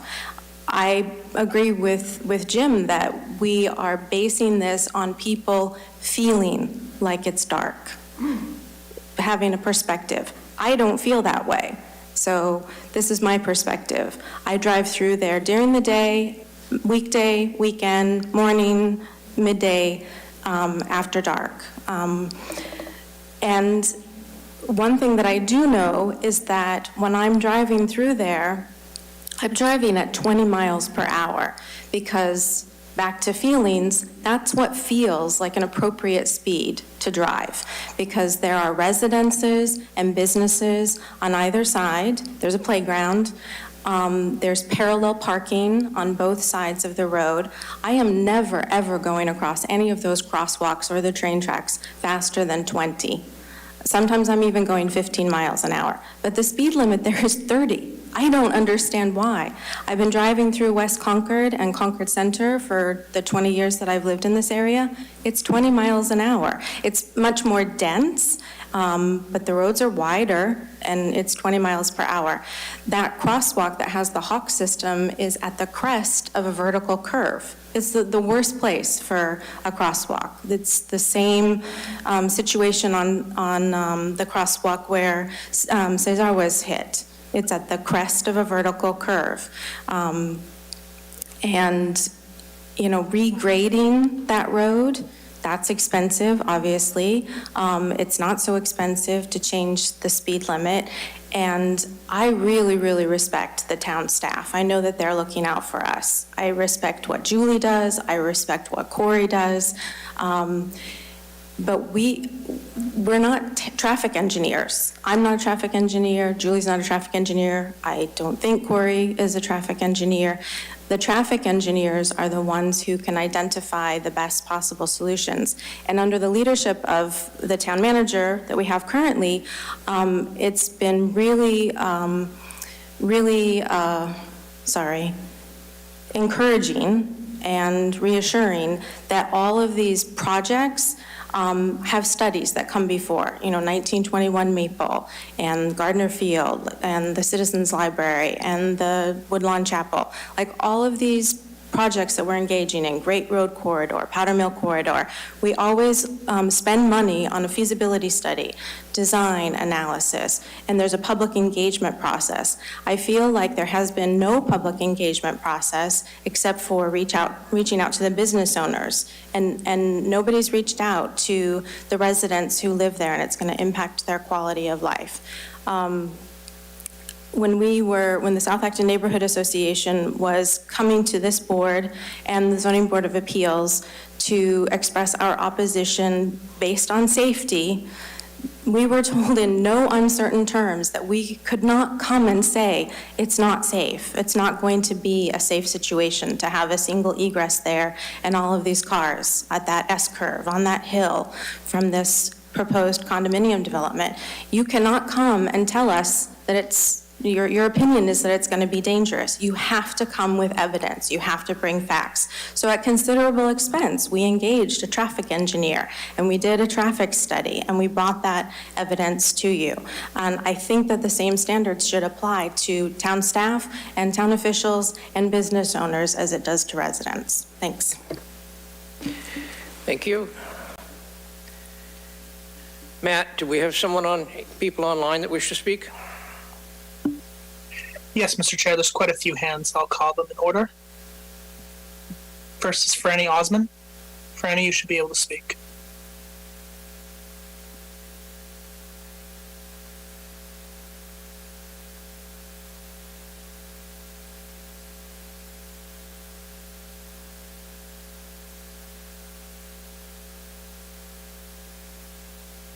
Okay, Matt, let's go to the next caller. Next up is Tris W. Tris, you should be able to speak. Yes, hi. Can you hear me? Yes, we can. Okay. This is Tris Wendell. I live on Laurel Court in South Acton. A couple of things that I just wanted to mention and clarify. Route 111 is considered a state road, correct? And how would that impact this planning for the lights? Secondly, I used to be an architect and designer, and there are electrical codes that were implemented quite some time ago for energy efficiency and also preventing light pollution. So there are specific requirements for the installation of any street lighting or parking lighting. So I just wanted to notify that.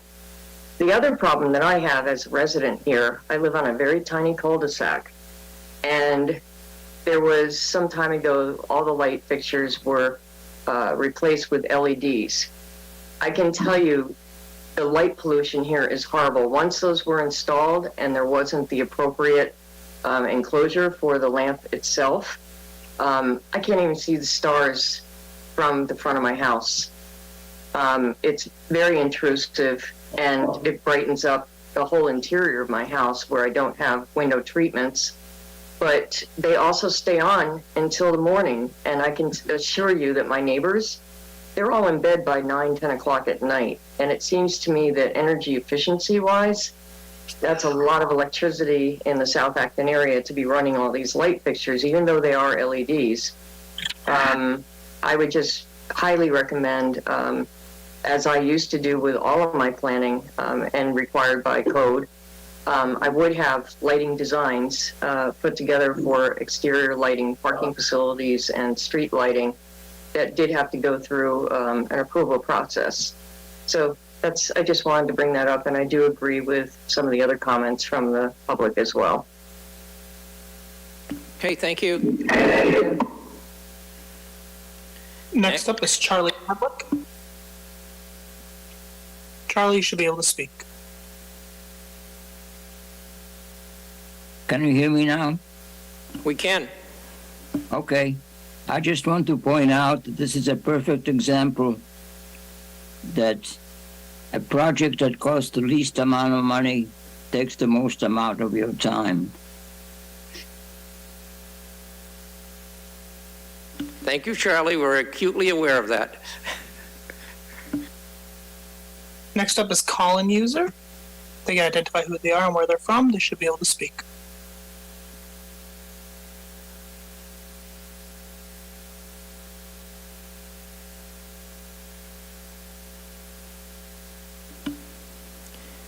Okay, let's go to the next caller. Lynn Parker. Lynn, you should be able to speak. Hello. I've been to the different meetings. I'm a resident across the street, and I want to thank the select person for suggesting that pole 50 does not need to be lit, since we're talking about safety and there is no foot traffic on that point of the map. It seemed like an odd decision to put a light in if we're talking about pedestrian safety. I am very appreciative of the person who asked, what is the problem that we're trying to solve if we don't have data? I can tell you personally that I was actually bumped by a car at an intersection. Someone ran a four-way stop, and it wasn't here. It was in front of the post office. So I am very curious to see what kind of actual information you have about the kinds of accidents, especially since something like the example about getting a mask out of a car, there is a certain amount of due diligence for somebody who's parking their car in the street to make sure you can open your car door and then shut your car door when there are cars going by with headlights on that you can see.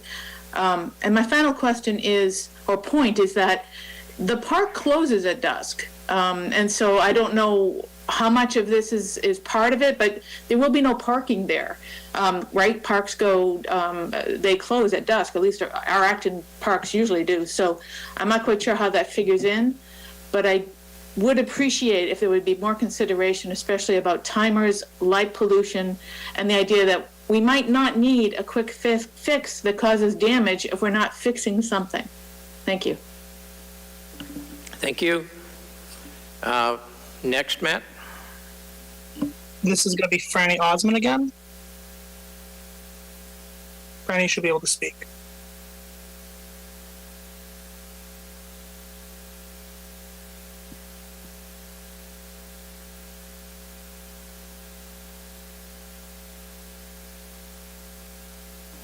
Okay, who else do we have, Matt? And the last one is the call-in user who was also unable to speak previously. Hi, this is Tara calling in again. Can you hear me? Yes, we can. Hello? Great, thank you. I love the idea of knowing what we're doing before we're doing. If to Charlie's comment, if we went and did all the cheapest things first, it would be a complete mess all over town. And Alyssa's point about the safety and getting the expert opinions is well taken. I agree with that. The wildlife concerns, I don't think Jim was talking about the select board knowing the lumens, but rather that the town knowing the answer, because they clearly do not, as indicated by the answer saying that they do not.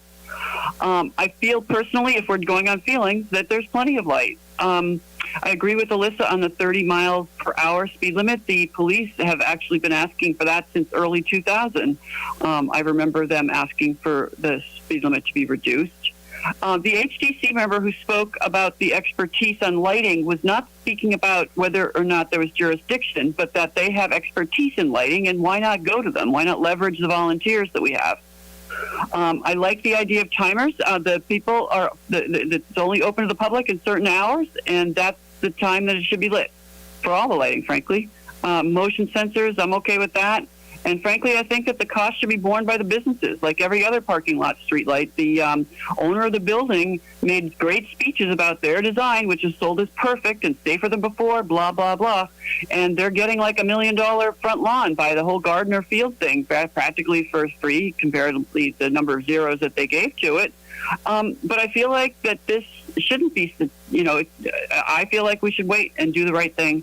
And I don't think, I agree with Alyssa that waiting isn't waiting for somebody to get hurt. It's waiting to know what the right answer is, because often it can be more unsafe with, bad lighting. And to the caller that said about the getting hit in the middle of the road, 1,000 feet away, maybe we should be lighting everywhere. So that and even lighting doesn't even happen, because I think the area that she was hit at was perfectly lit. So thank you for listening, and I hope you wait. Thank you. Thank you. Matt, do we have anyone else online?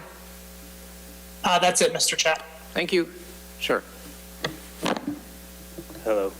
Dan Neal, Parker Street. So I was actually in West Acton for the holiday stroll, and I noticed it was really, really dark.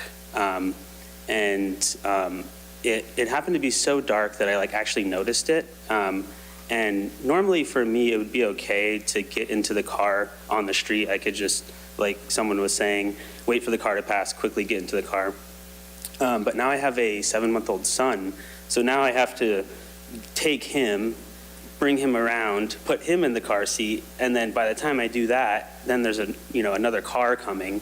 So I think also we have to consider the more vulnerable populations, like people with kids, people that are differently abled, and elderly people who may not be able to run to the car like all of us, and they're able to get in quickly. Someone else was talking about how there's this dark space created, and I think that is true. Right now, there's one light over here and one light over here, and the area that I was in, it was very dark. So I think the person that said that was right, and it was so dark that I noticed it, and that's why I thought it's really dark here. So in this situation, I was able to get my son into the car, and by that point there was a car coming, and I was I had to do the thing where you squeeze in between you're trying to give them enough room. They did slow down, but I could tell they couldn't see me until they were right on top of me, until their lights could illuminate me and see me. So I figured maybe we should have lights in the roadway here so that drivers can see what they're coming up on, and also so pedestrians can see when they're getting into their car.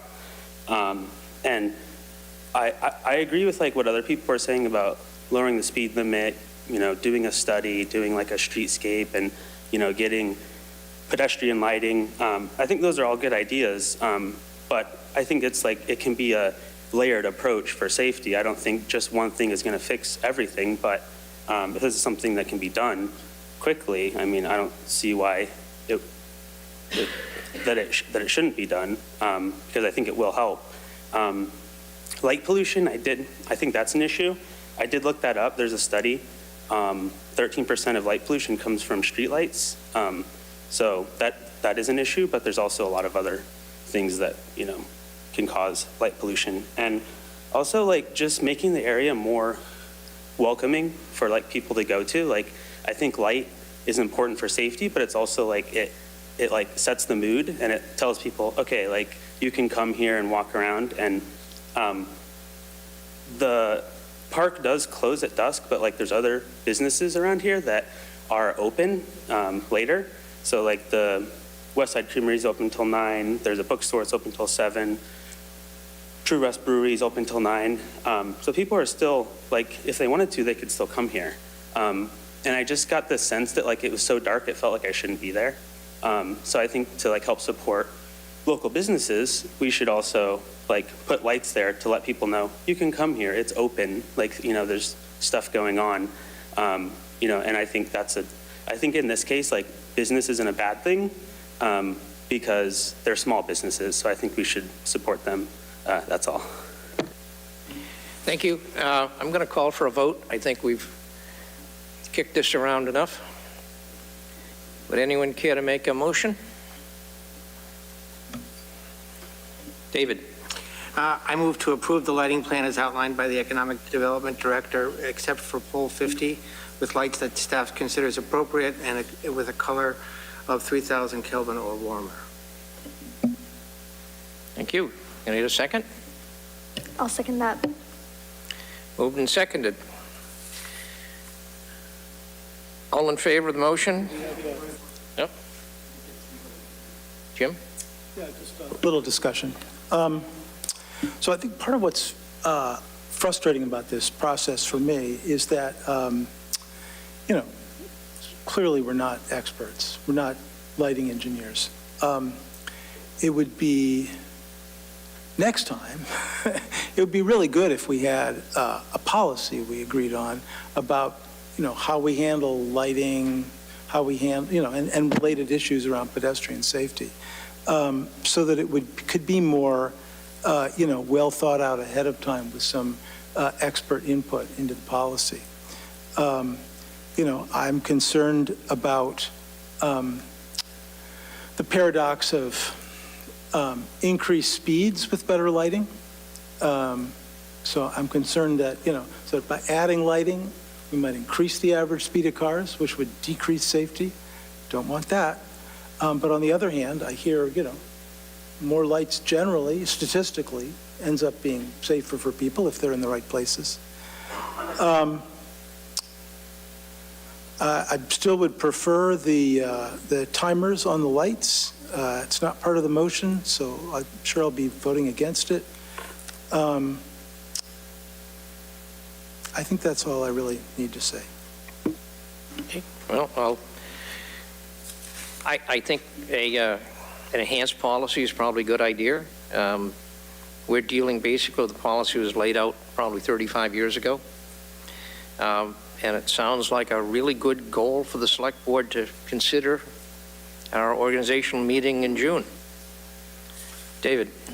I would agree with the policy, having a policy as well. I think that some of the areas on Great Road would benefit from a way to determine where we needed lighting and where we didn't. I think, Great Road is a pretty long road, and so, some areas are well lit, some are not. I especially think the crosswalks need to be lit, but having some kind of policy backed by factual data makes a lot of sense. So I would be in favor of that. And the town manager has pointed out here that if we find something better, right, this equipment can be, first of all, it's not expensive and can be reused, right? So if we had, if they discover, in a few months from now that there are lights with timers, perhaps we can swap them out, in this area or other areas where they're, where that, that kind of thing would be beneficial. Thank you. Imogen? Yes, I agree with everything that was said, and I'm wondering if we can propose a quick amendment to just say that we would appreciate any additional considerations that would increase the environmental sustainability of the lighting that we choose for that area, one that doesn't compromise on safety and doesn't add too much of an additional cost. I wonder if we could add that. Can I just ask what you mean by that? When you say environmental, do you mean light pollution, or do you mean using too much electricity, or? Yeah, like for example, like looking at LED options, looking at, things like that. What would help with light pollution and also with the amount of electricity used? I think what's being proposed is LED lights, which is what we have everywhere else in town. That's sort of the state of the art. We've moved away from the other lighting possibilities quite some time ago. And they are all full cutoff fixtures. So certainly, if there's any improvements that can be suggested, I'm all in favor of it, but I'm not sure that there's a very deep well to go into on that one. But David, it's your proposal. Yes, so I would suggest that should be part of this policy, right? Because I think that's more that, this motion is to direct staff what to do in this instance. So That's my Yeah, I agree with that. And I think to Jim's point, and to your point as well, to have a policy, I think that thinking about ways that we can be more environmentally friendly about this is good. But yeah, given the time constraints also of lighting this, I don't know how much research we can do into potential alternatives. So yeah, I would be fine with the current motion as it stands. And then think about sustainable options moving forward in like a policy. Thank you. So I believe we have a motion and a second. So all in favor of the motion, please say aye. Aye. Opposed? Nay. Nay. Nay. Okay. So the motion passes 3-2. Thank you. Next up, Julie, once again.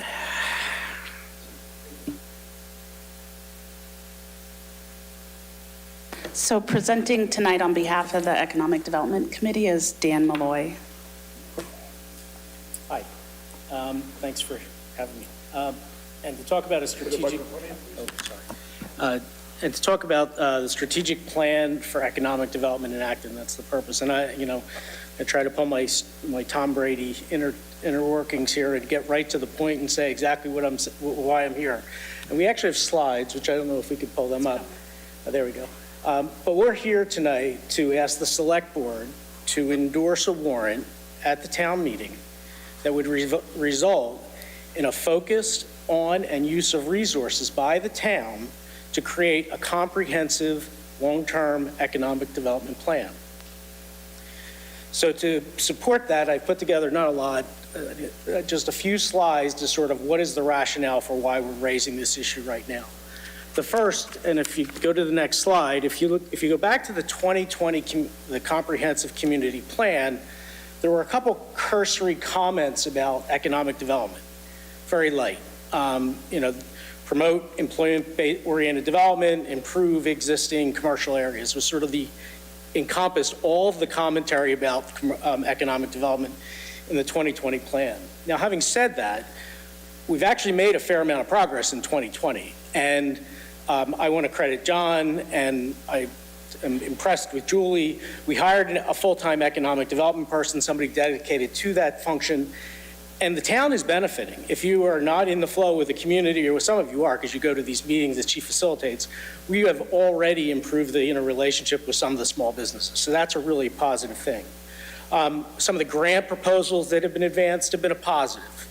We've actually made increased activity like the Buy Small campaign, and Julie twisted my arm to make phone calls to small businesses. I've never done something like that before. But there's definitely positives that came out. But what I would suggest, though, that these are great improvements, but I would suggest that we need to be much more proactive in thinking about the economics and economic development in this town if we're going to continue to sustain the high quality of living we all have. So let me point to just some of the rationales. If you look at the next slide, this group has made several strategic priorities. You've adopted electrification of buildings, you've done resources dedicated to equity and inclusion, preservation of open spaces and recreation, promote health and well-being of all residents, and that's just a subset. You've done other things. I would probably contest, though, that most of those things are cost drivers. They're things that we have to spend money, and most of the decisions about them were made on a case-by-case basis for something that someone was proposing, and generally people support it because it was a good thing for the town. And so that's a good thing.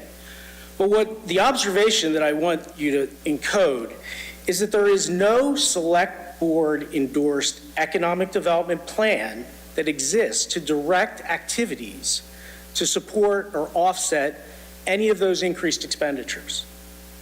So it's easy to spend money. It's hard to think about generating revenue. The next slide, I think, gets to some of the more meat of the economic dynamics that I'm describing.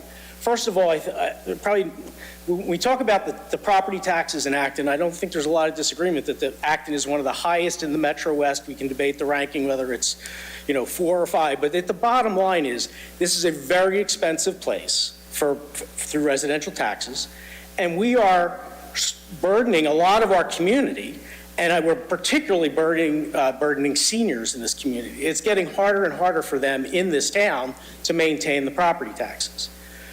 The more troubling stat for me is the next one, that we have lost, please go back.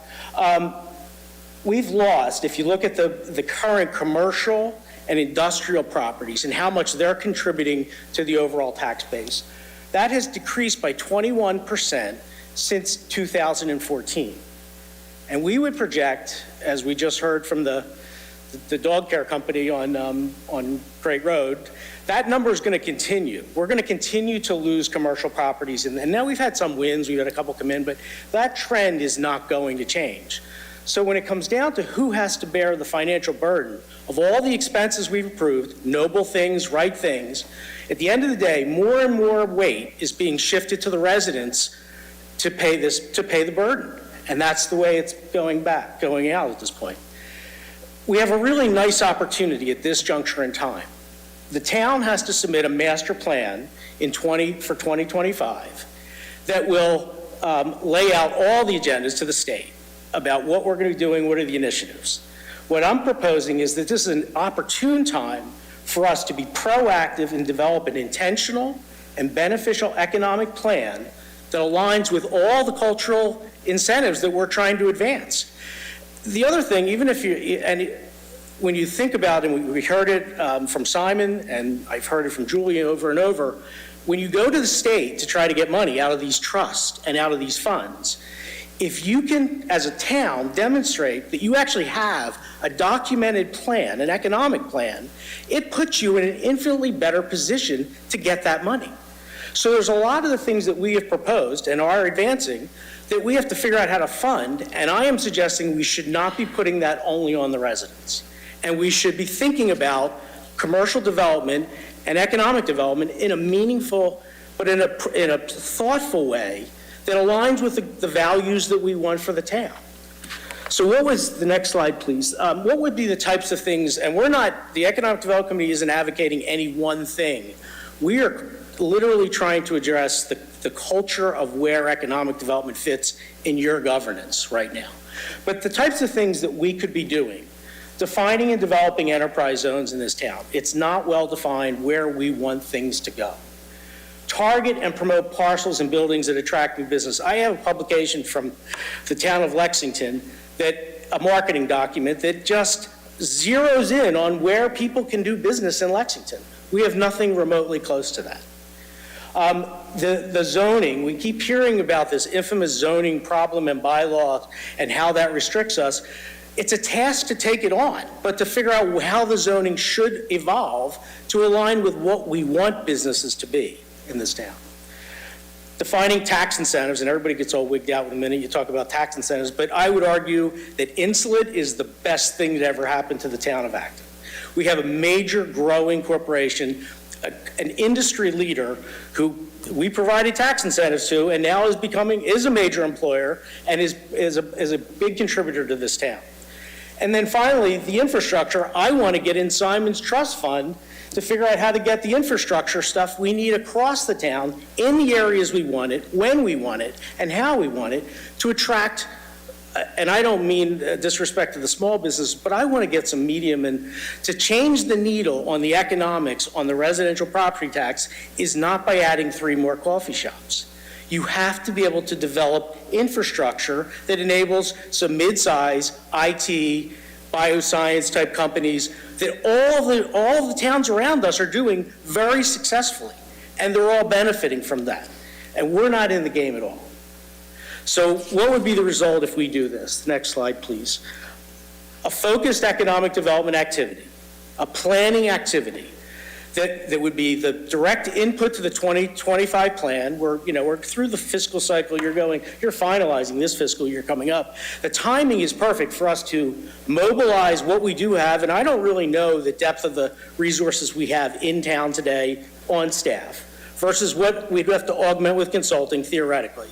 But the notion of developing a real input to the master plan that we submit to the state, that would become a blueprint for us for how we can get get economic development going, but that it aligns with the town priorities that we've already set out. We have to stop being reactive to business opportunities or the theoretical business opportunities. The notion of a proactive plan that guides the way you make decisions, and you were just talking about a plan for lighting, I'm suggesting a plan for how economic development occurs for a town with 24,000 people. So the notion of it is to stop being reactive to this business might want to come into town, this is the zoning issues they have. No, let's define the areas where we want growth, get the infrastructure in place to do it, and drive that activity. And then finally, you know, I come to these meetings and I cringe, quite frankly, because I hear people act like business is a bad thing. We need more of their money to be able to help us do all these important initiatives that this body has advanced. And employers and developers would welcome the opportunity if we articulated a strategy and we told them how they could fit. They'd be at the table helping us meet our town objectives. They're not the enemy here. I don't mean this group. But I hear people come in like, business is bad. Business is vital to the economic lifeblood and the cultural lifeblood of this town. So what I implore you to do is we want you to go to the town meeting and endorse this. We want the management of the town to figure out how they would attack this problem. This isn't an ask for a very specific dollar amount. This is, let's figure out a strategy, integrate it into the 25 planning, figure out how it maximizes our position with state funding, and drive this in the way we want it.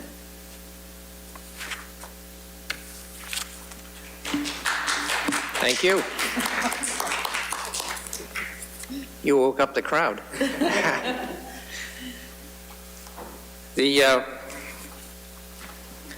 I'll ask first, the manager is attempting to escape the room.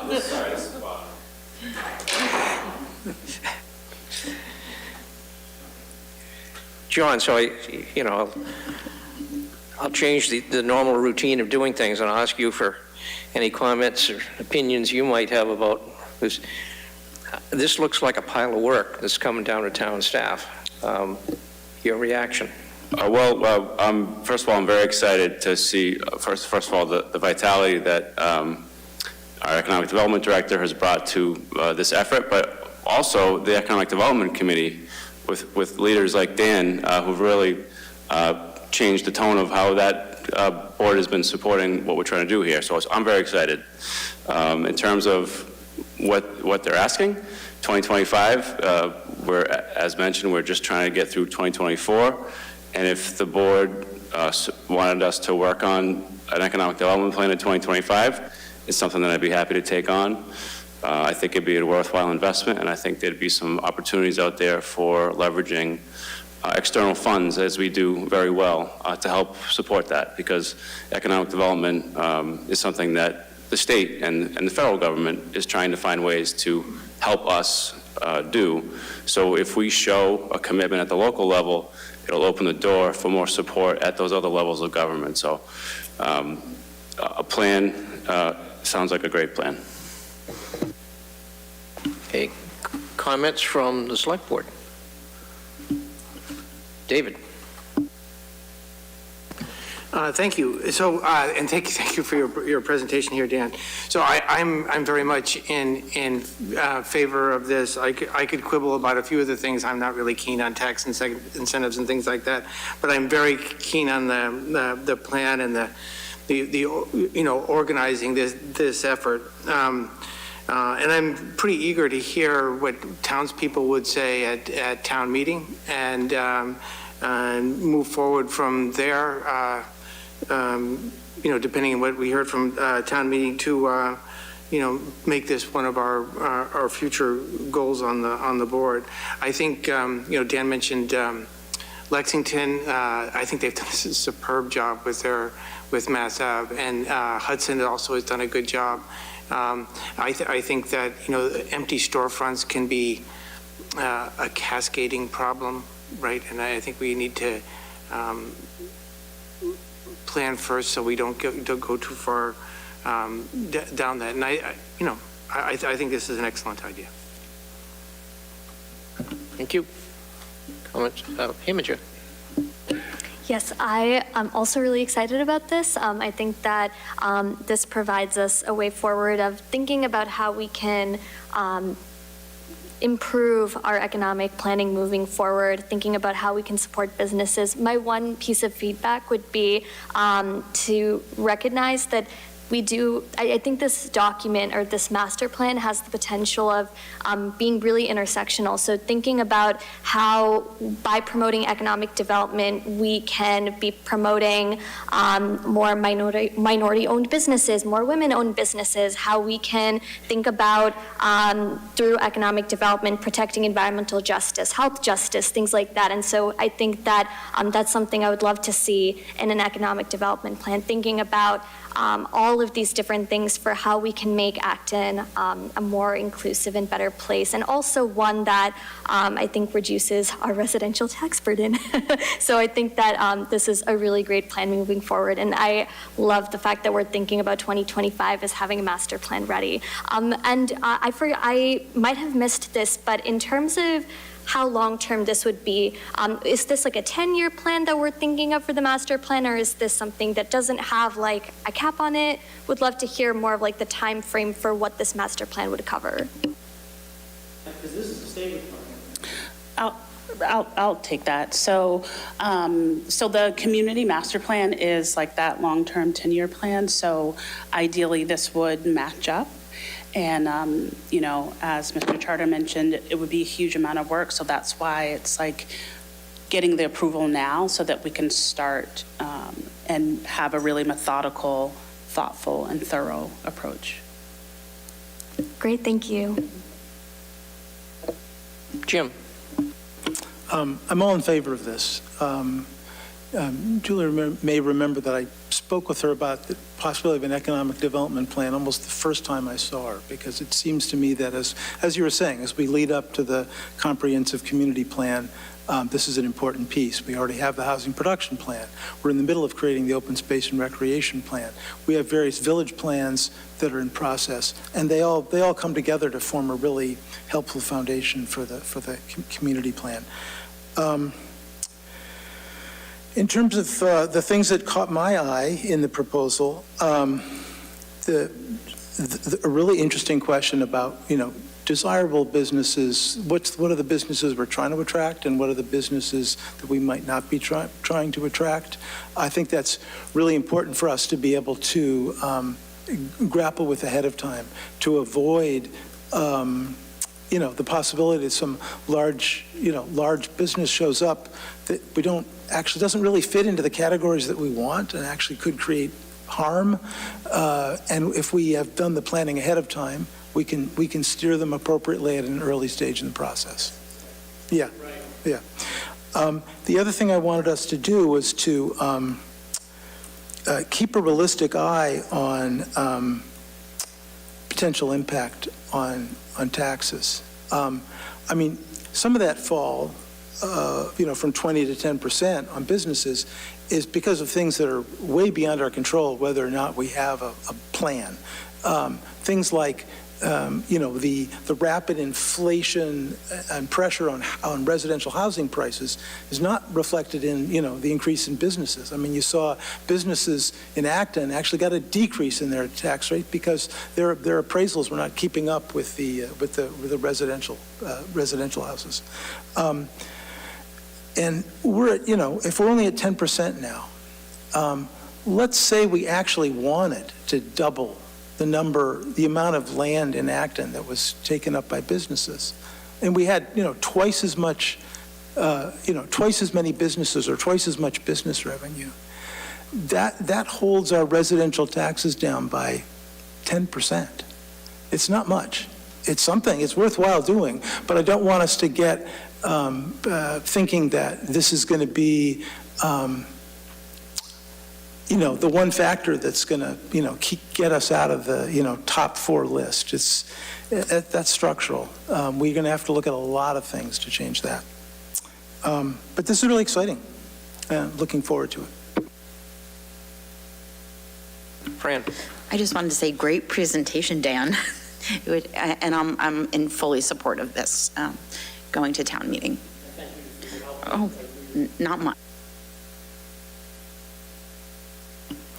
Yeah, I think, that something that's always been a concern for me is the fact that, our commercial base keeps shrinking, that there are zoning decisions were made in the past, which basically push businesses out of town.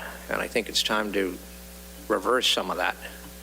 And I think it's, one of the examples that I always come back to is everybody here at some point needs an electrician, needs a plumber, needs tradespeople. And yet what's happened is that we've zoned a lot of that kind of business out of town.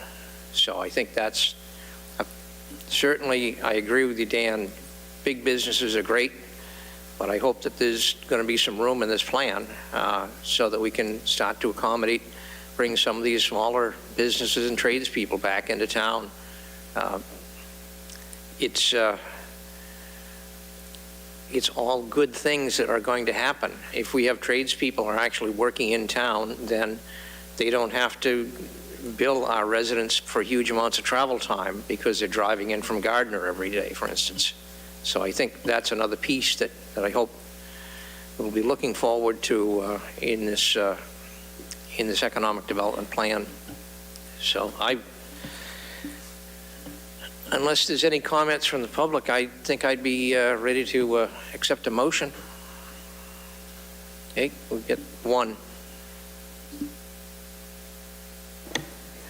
Alyssa Nickel, School Street. I just want to thank Dan and everybody on the Economic Development Committee, and also Julie, the Economic Development Director, and the Select Board Liaison. I'm really excited about this. There's a saying, if there's not a seat at the table, bring a chair. So I'm glad that the Economic Development Committee is, bringing themselves to this master planning process in a proactive way. I just want to take the opportunity to remind everyone that open space is actually a return on investment, $4 to every dollar spent. There's a lot of natural services like cleaning our water and cooling and cleaning our air and flood control and erosion control that open space provides for us that we would otherwise have to pay for. So just wanted to take the opportunity to make sure everybody remembers that. Thanks. Thank you, Matt. I think we've got one online. We do, Mr. Chair. I believe this is Tara from earlier. They should be able to speak and identify themselves. Hi, it's Tara. Can you hear me? Yes, we can. Yes, thank you. I agree that we need to do something for the reasons stated. There are policies that you can put in place right now. First of all is to track the percentage. They used to publish the percentage and show a yearly, like how it worked out over time to inspire us. But also, we used to also list every year in the annual report the amount of permitting fees and the change in tax revenue for each category, like residential improvements, new residential, commercial, new commercial improvements. And I think it's really helpful to have those metrics because you can measure them, and it helps inspire people to, to work towards increasing the commercial improvements and residential improvements. Now, relative to this particular warrant article, I was all in favor until I heard the speech. So I'll get to that. But I have some concerns that I'd like addressed to be able to continue to support it. Since it came out, I have spent hours talking to people about how much I support it. Because a lot of people are like, oh, aren't you against development? It's like, well, I'm not against improving businesses that already exist on land that's already been disturbed. So I have spent a lot of time helping get support for this, and I really want this to pass. But given the speech, I'm a little bit worried because of the following. I'd like you to incorporate sustainability goals that have already been established by the town to not encourage development on undeveloped land and to focus on good businesses, as Jim said. Because, yes, insulate's great for a lot of reasons, but they're using 10 times the amount of water they said they were going to. Lastly, and probably the most importantly, I am not for paying for the public paying for business infrastructure. I do not believe in large company welfare. I am for small companies small companies that are on our list of, preferred companies. I'm also not for tax incentives for any more large businesses. I am in favor of economic tax incentives for small business to improve their storefronts, other improvements to help incubate, to have young people start businesses that would increase the tax base. So I would like some modifications to this. I'm happy to provide some specific wording if you're interested. Thank you. Thank you. I will entertain a motion. David. I move to place the Economic Development Resolution article on the 2023 Annual Town Meeting warrant, and that the Select Board recommend the article. I second. Okay, moved and seconded. Any discussion from the board? Imogen. Just a very, very quick thing. I do agree with the points that were made. I think that seeing how this economic development plan can line up with, for example, our climate action plan will be really good. So definitely hope to see some cool synergies with that. But yeah, other than that, I'm in full support. Thank you. All right, all in favor of the motion, please say aye. Aye. Opposed? Abstentions?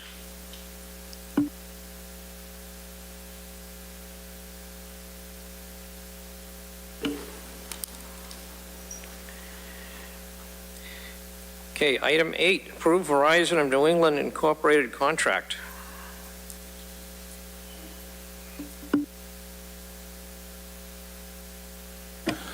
Good evening. I just want to introduce Rich Logan. He's from the Cable Advisory Committee. And back in December, the board heard his presentation on the renewal of the Verizon license. And that public hearing was closed, and since then all the technicalities in the contract have been finalized, and Rich is here to answer any questions. Right. Thank you, Richard. Thank you, Mark. Rich Logan, Chair, Cable Advisory Committee. When I did present back in December, I had a large slide presentation, which I'm not going to bore you with again, especially since you're behind schedule. Hopefully Attorney Solomon is online, because what we do have for you tonight, if it's okay that we skip the PowerPoint, is a final summary of the contract, and it's mostly a review of what we already presented, but the one item that was left in the air last time was the capital amount that we were going to get from Verizon. And Verizon was at $200,000, we were at $215,000, and we settled pretty much in the middle of $207,000, which was agreed to. So that's the only big news. The rest of the update talks about the length of the contract. One thing that did change with the capital is, since Verizon is signing a 5-year contract with a possible 3-year out, Attorney Solomon did reconfigure the capital payments, so those will have to be made before the out is possible. So, which was good to see. The PEG access channels we talked about, they're going to have they're going to SD, and we're also going to have the one HD channel available, which I would guess ActonTV would decide what they want to do with that. We have 3 channels now. Do they want to make one channel HD all the time, or use it for any one of the 3 channels that's important going on? That's something they can decide. The annual support at 5% has not changed from any of the contracts, 5% of the revenue. Capital, as I mentioned, is $207,000. Yeah, there's really no big changes other than that. There were just things to clean up the contract. Verizon had made, when they gave us back their final, what they said was their final copy, there was actually some cut and paste errors that Attorney Solomon had to correct. But other than that, the big news is the capital money of $207,000. Okay, thank you. Is Attorney Solomon waiting? I am. Yep. Can we let him speak? Yes, Mr. Solomon, do you have anything you'd like to add? Thank you. No, I think that summarizes. The board has looked at the license before. I just would say that it's a strong license financially. It's one of the top licenses in the Commonwealth, certainly in the top 5% financially. And as importantly, with a Verizon license, but also a Comcast license, strong language. One is that it deals with the current situation of a cable license, doesn't provide rights past that. Although Verizon is in your public way pursuant to their telephone and rights as a telephone company under state law, and protects the towns as best as possible with respect to its public way, and certainly protects the town fully from a financial and legal liability standpoint. So it's a strong license, as I said, certainly in the top 5% and on the higher end of that range of all cable licenses in the Commonwealth. And it reflects the fact that Acton, over the last 25 years, has created, as you've discussed before, a wonderful community television PEG access program. And consistent with your discussions tonight, that community television operation and training and communication between members of the public, community groups, and businesses is an important part of the local economy of Acton. And sometimes that is under the radar, but as we've discussed before, that became more evident than ever during COVID and now in the post-COVID period where meetings are hybrid. So Acton has taken strong measures with respect to community television in the local economy, and having the opportunity to be here tonight and see you're continuing on that path. So happy to answer any questions. Pleased that after 5 years, one of the best committees in the Commonwealth, cable committees, is able to bring the Verizon license to a close. That means that the Comcast license and Verizon license will be in effect for, in this case, 10 years, and the Verizon for over 9 years. So thank you. Thank you. Questions from the board? Questions from the public? Okay. Because I've got the written script right here, I will actually make the motion myself.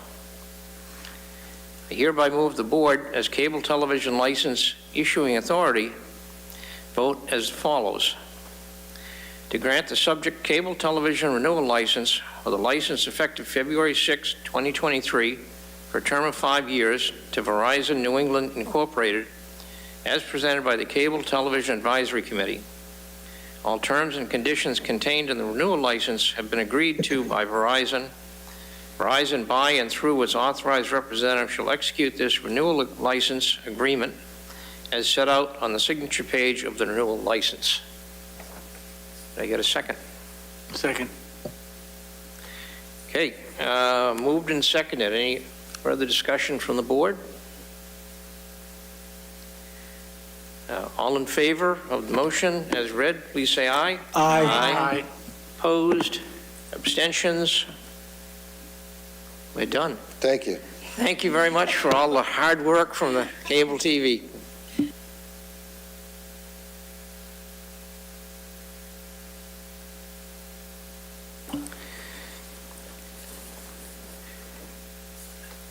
Okay, next up, item 9, discuss open positions on the West Acton Citizens Library Trustees.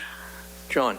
Thank you. So, the residents in the 1962 town meeting voted to accept the gift of the Citizens Library building, the quaint, charming building on the corner of West Windsor Ave and Pearl Street in West Acton. And at the same time, the town meeting created the Citizens Library Trustees.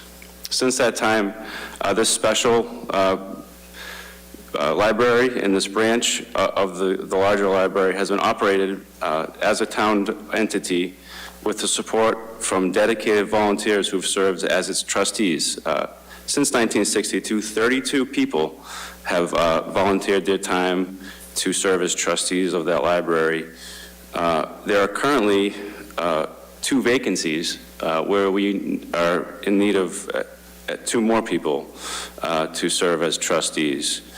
And so the question before the board tonight is the process to fill those vacancies. Every year or at town meeting is when the people are formally elected to be part of the trustees, but town meeting isn't until May. And so it would be helpful to have trustees in place before town meeting. So I would recommend that the board work with the one remaining trustee, Annette Lockery, and meet on March 6th to appoint 2 new members to serve on the board with the following understanding. One, it's very likely that the people that the board chooses would also be put forth to town meeting to fill the 3 spots as trustees. Annette herself is a temporary trustee in that same status who needs to be appointed or elected rather formally at town meeting. So town meeting would be electing 3 people. At that same town meeting, as directed by the select board, we're working on some ways to bring forward some clarity to the organization through some sort of bylaw proposal to clarify exactly the role of the trustees. What we know about the role is limited to that 1962 vote. What the trustees, these 32 people, have done over the last 60 years has been tremendous, and probably a lot more than what was identified in that in-town meeting vote. So we're going to bring forward an article to clarify exactly what we hope the trustees will do going forward. As part of that, we hope to have 3 new members, or 3 elected members.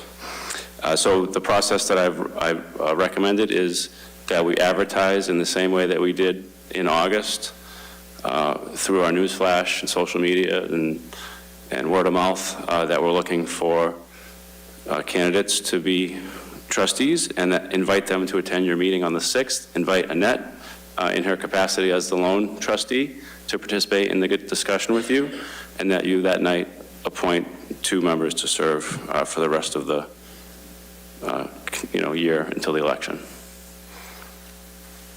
Okay, thank you. Going a little deeper into this, there's a couple of points I'd like to raise, and I actually made use of the Acton Memorial Library to go through their collection of town reports. So my high-tech method of taking a picture with my cell phone of that page of the town report, and I think it's very clear, and we need to keep this in mind moving forward, is that Article 56, 1962, specifically raised and appropriated a sum of money to operate the Citizens Library Association West Branch of the Acton Memorial Library.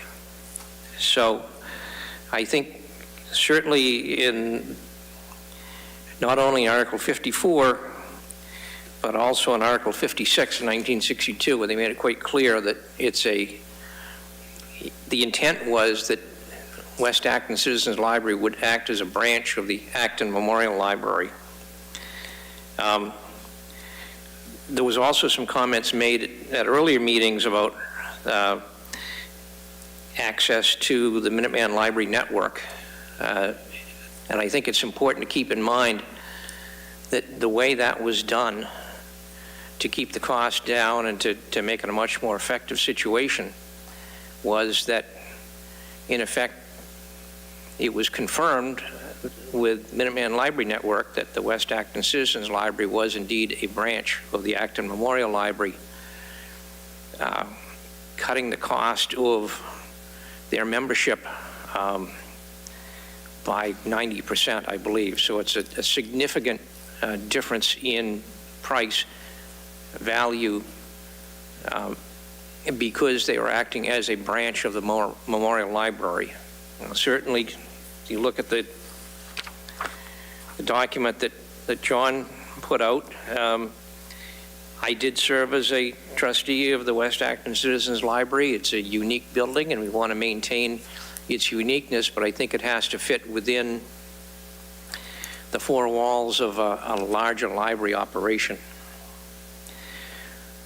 Also, and this has been raised a couple of times, rumors around that Article 54 talks about a part of the property was used as the west branch of the Acton Memorial Library. And I think, so people say, well, what happened with the other part? And although I don't have a lot of documentation behind it, I can certainly tell you from my own experience, was happening with the existing building, the section that was closest to Pearl Street, it was actually used as a private residence. I think initially to try to derive some revenue for the town. I think beyond that, it became more of a charitable operation. And there was at least one woman there for a number of years going up into the late 1970s. So it was, when they talk about part, it's not like there's another part of the building that is still floating out in limbo. It was just a matter of convenience and charity, frankly, that a portion of the building was used temporarily for those other purposes. Library operations have expanded through the entire building, so I think there should be no anticipation on anybody's mind that, you know, there's some other piece of the building that might serve some other purpose. It's all a library, and I think it should fit within the scope of the Acton Memorial Library structure.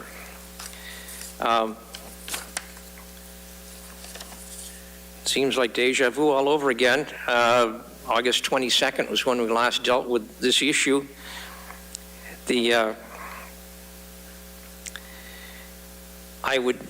got the procedure that was used back then, and my intent would be to run it exactly as we ran it in August of this year, giving everybody, soliciting volunteers. Hopefully we'll get a healthy group of volunteers together,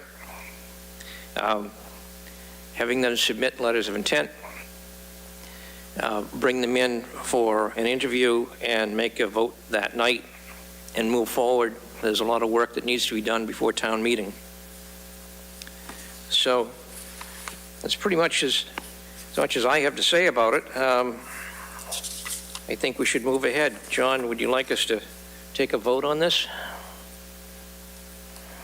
Yes, please.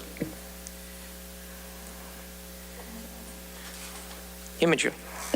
Thank you. Yes, so I agree. I think that using the same procedure as we did before would be good.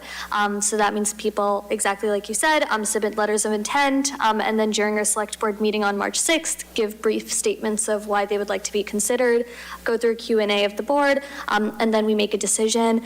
Just a quick question, because Annette is the only standing trustee that we have, would it be a 4-6 vote, or would it be a 4-2 vote that would allow us to vote someone in, because it would be 6 people?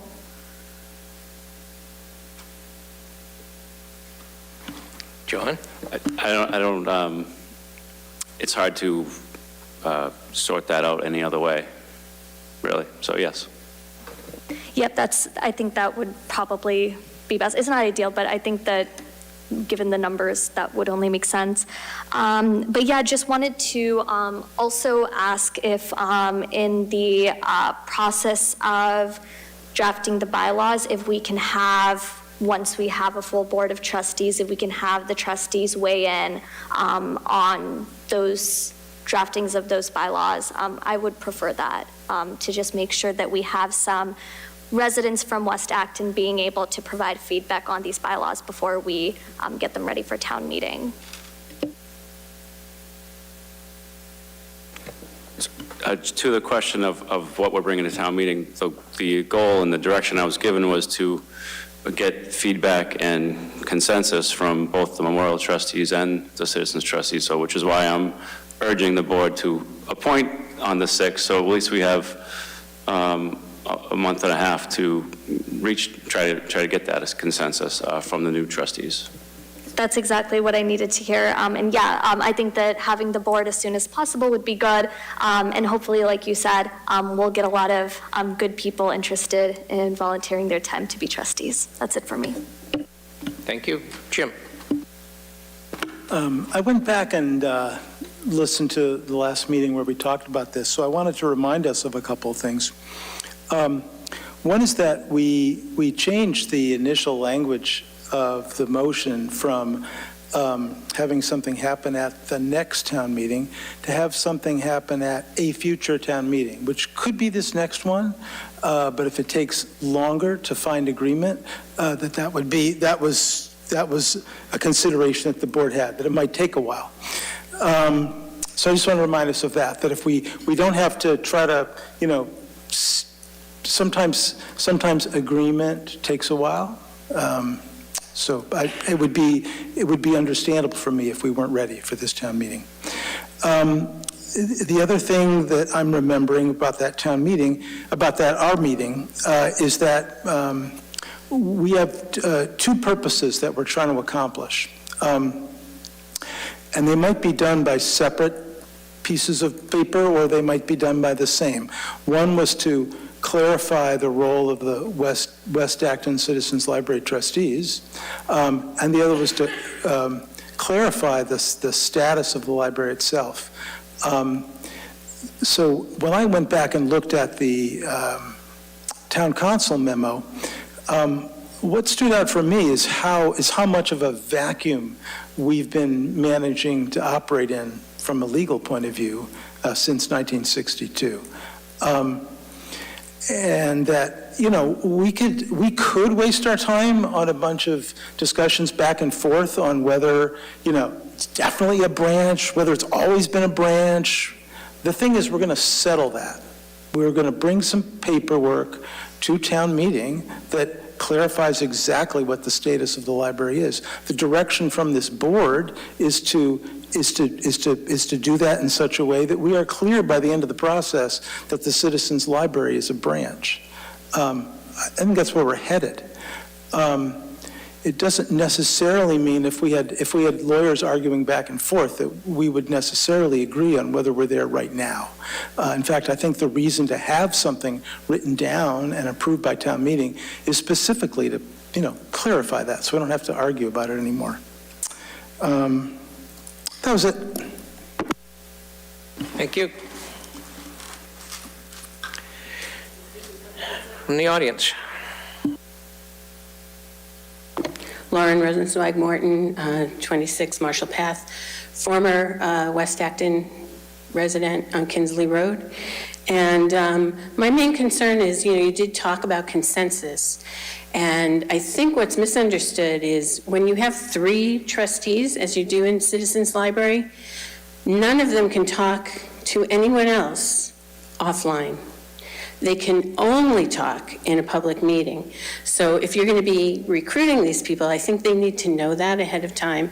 And I think everyone else needs to give them a chance for them to talk amongst themselves and maybe give their chair direction on what they think is important, for the users of the library. There are things that, there's a whole history there and a whole style of welcoming. It's like Cheers, where everybody knows your name. It's a little different than the Memorial Library.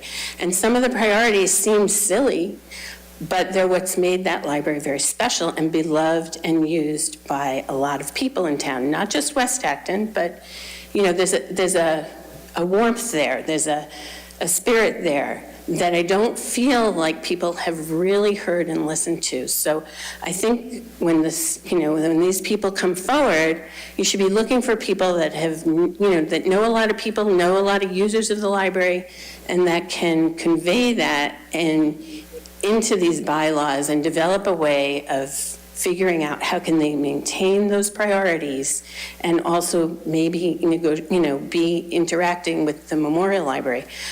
But they need time to just develop their own things, and the Memorial Library needs their time to develop their own priorities and goals and what's important and what they see as efficiencies or whatever.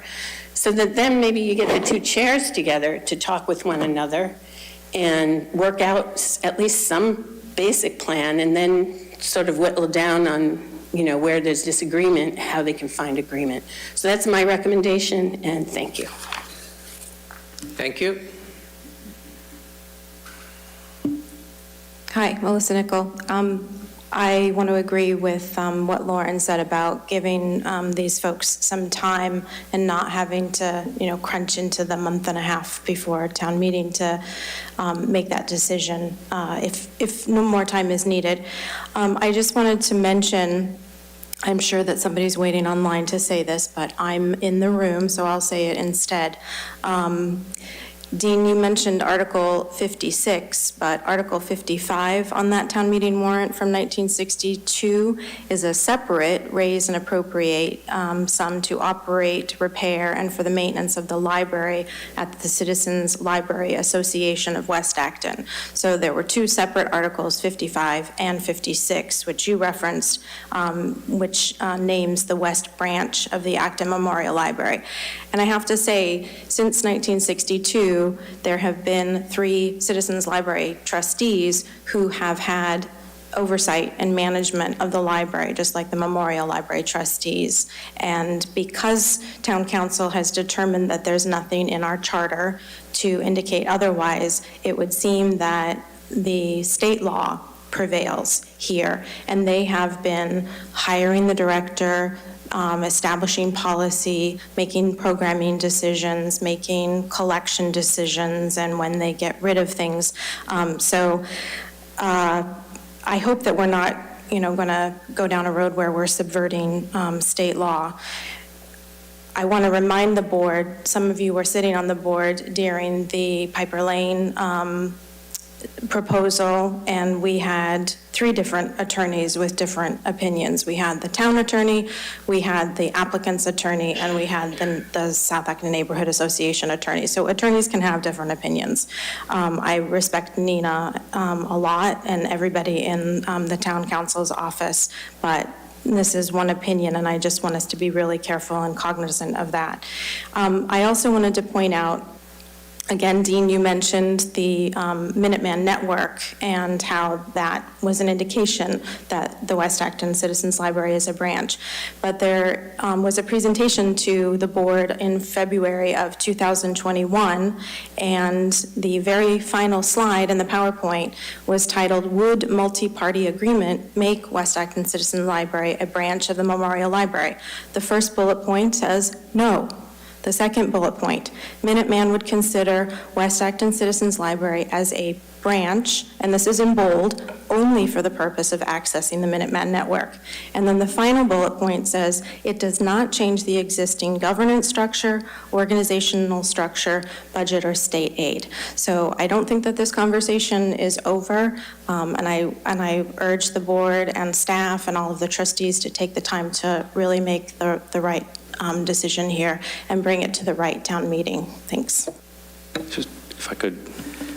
John? I just thank you for recalling that presentation from 2021. I authored that presentation, and it was with the information that I had at the time.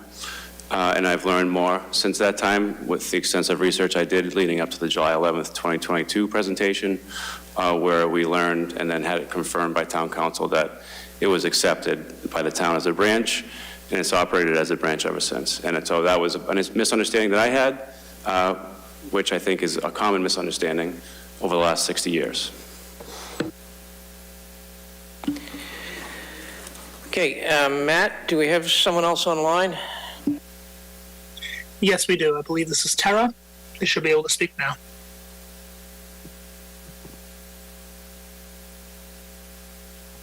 This is Tara. Can you hear me? We can. Hello. Yes, you can hear me?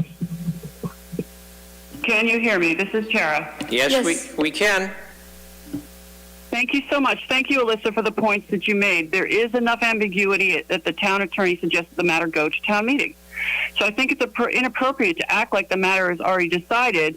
And I hope that the town respects the 50 years of Citizens Trustees work and stop using the trigger word branch.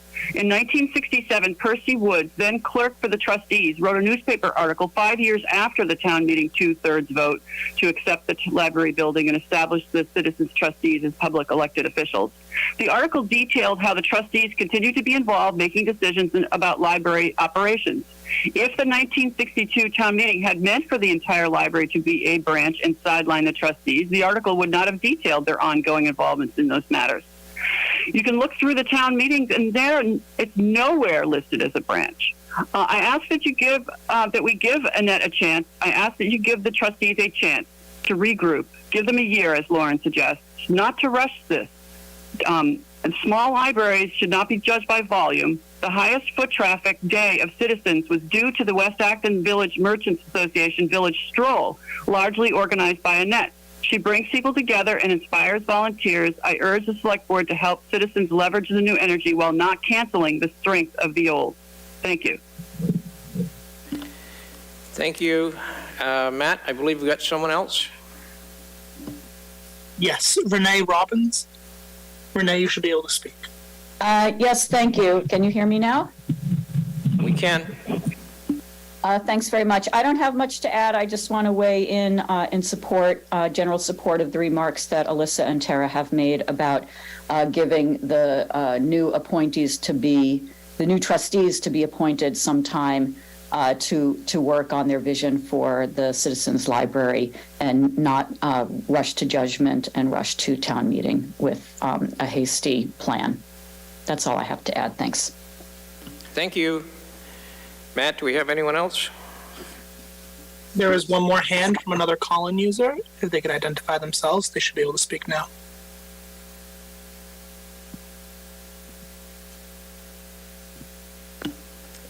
Okay. Yes, hi.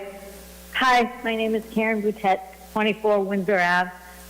I live right across the street from the West Acton Library and have really enjoyed it. So I just wanted to speak up in support of giving the trustees their time to try to work this out, and the things that were said by Alyssa and Tara and other supporters. Thank you. Thank you. Do we have any others, Matt? That's all, Mr. Chair. Thank you.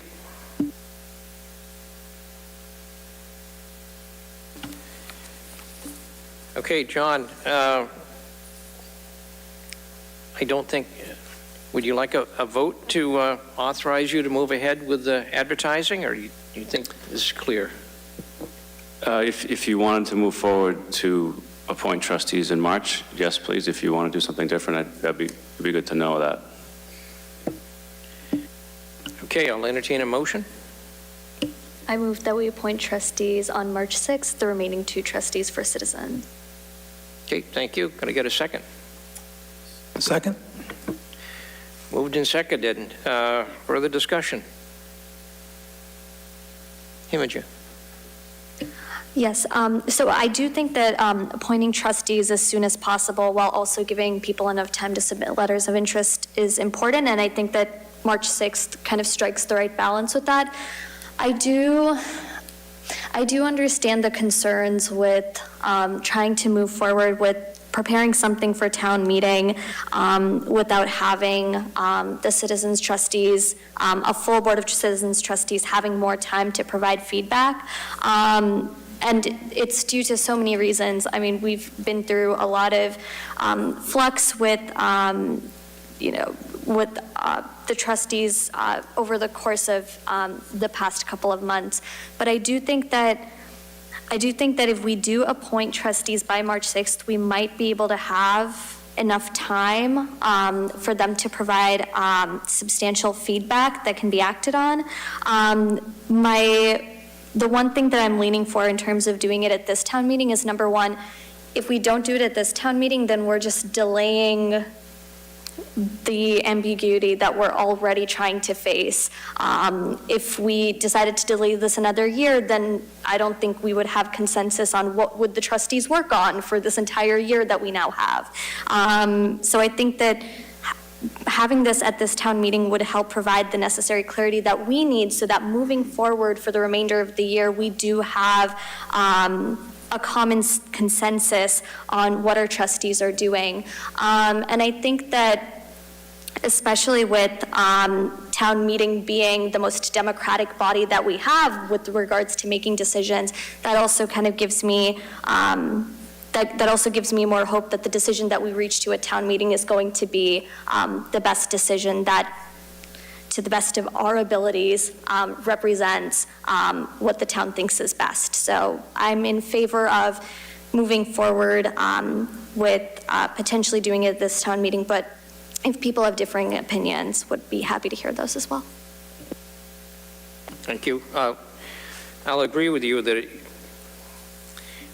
it would be a real push to get something ready for town meeting, but I also agree with you that we don't have this thing sitting in limbo for a year, so we give it the best effort once we get some trustees seated. With that, we'll proceed with the vote. All in favor of the motion, please say aye. Aye. Opposed, abstentions? Okay. So we'll, John, please get that news flash out right away.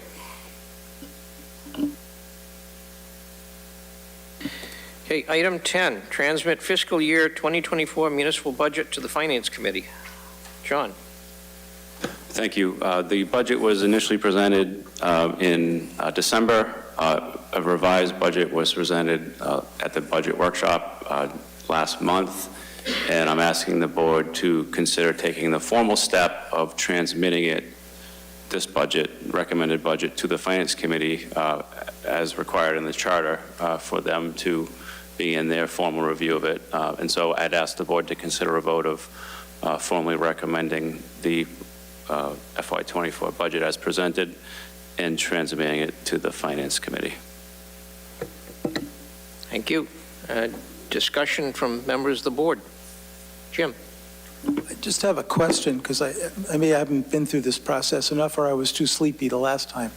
I know that the town meeting itself is voting on, the overall town budget. They're not voting on the individual details, or at least that's my understanding. And I'd love some, information about that. But when we transmit to the Finance Committee, are we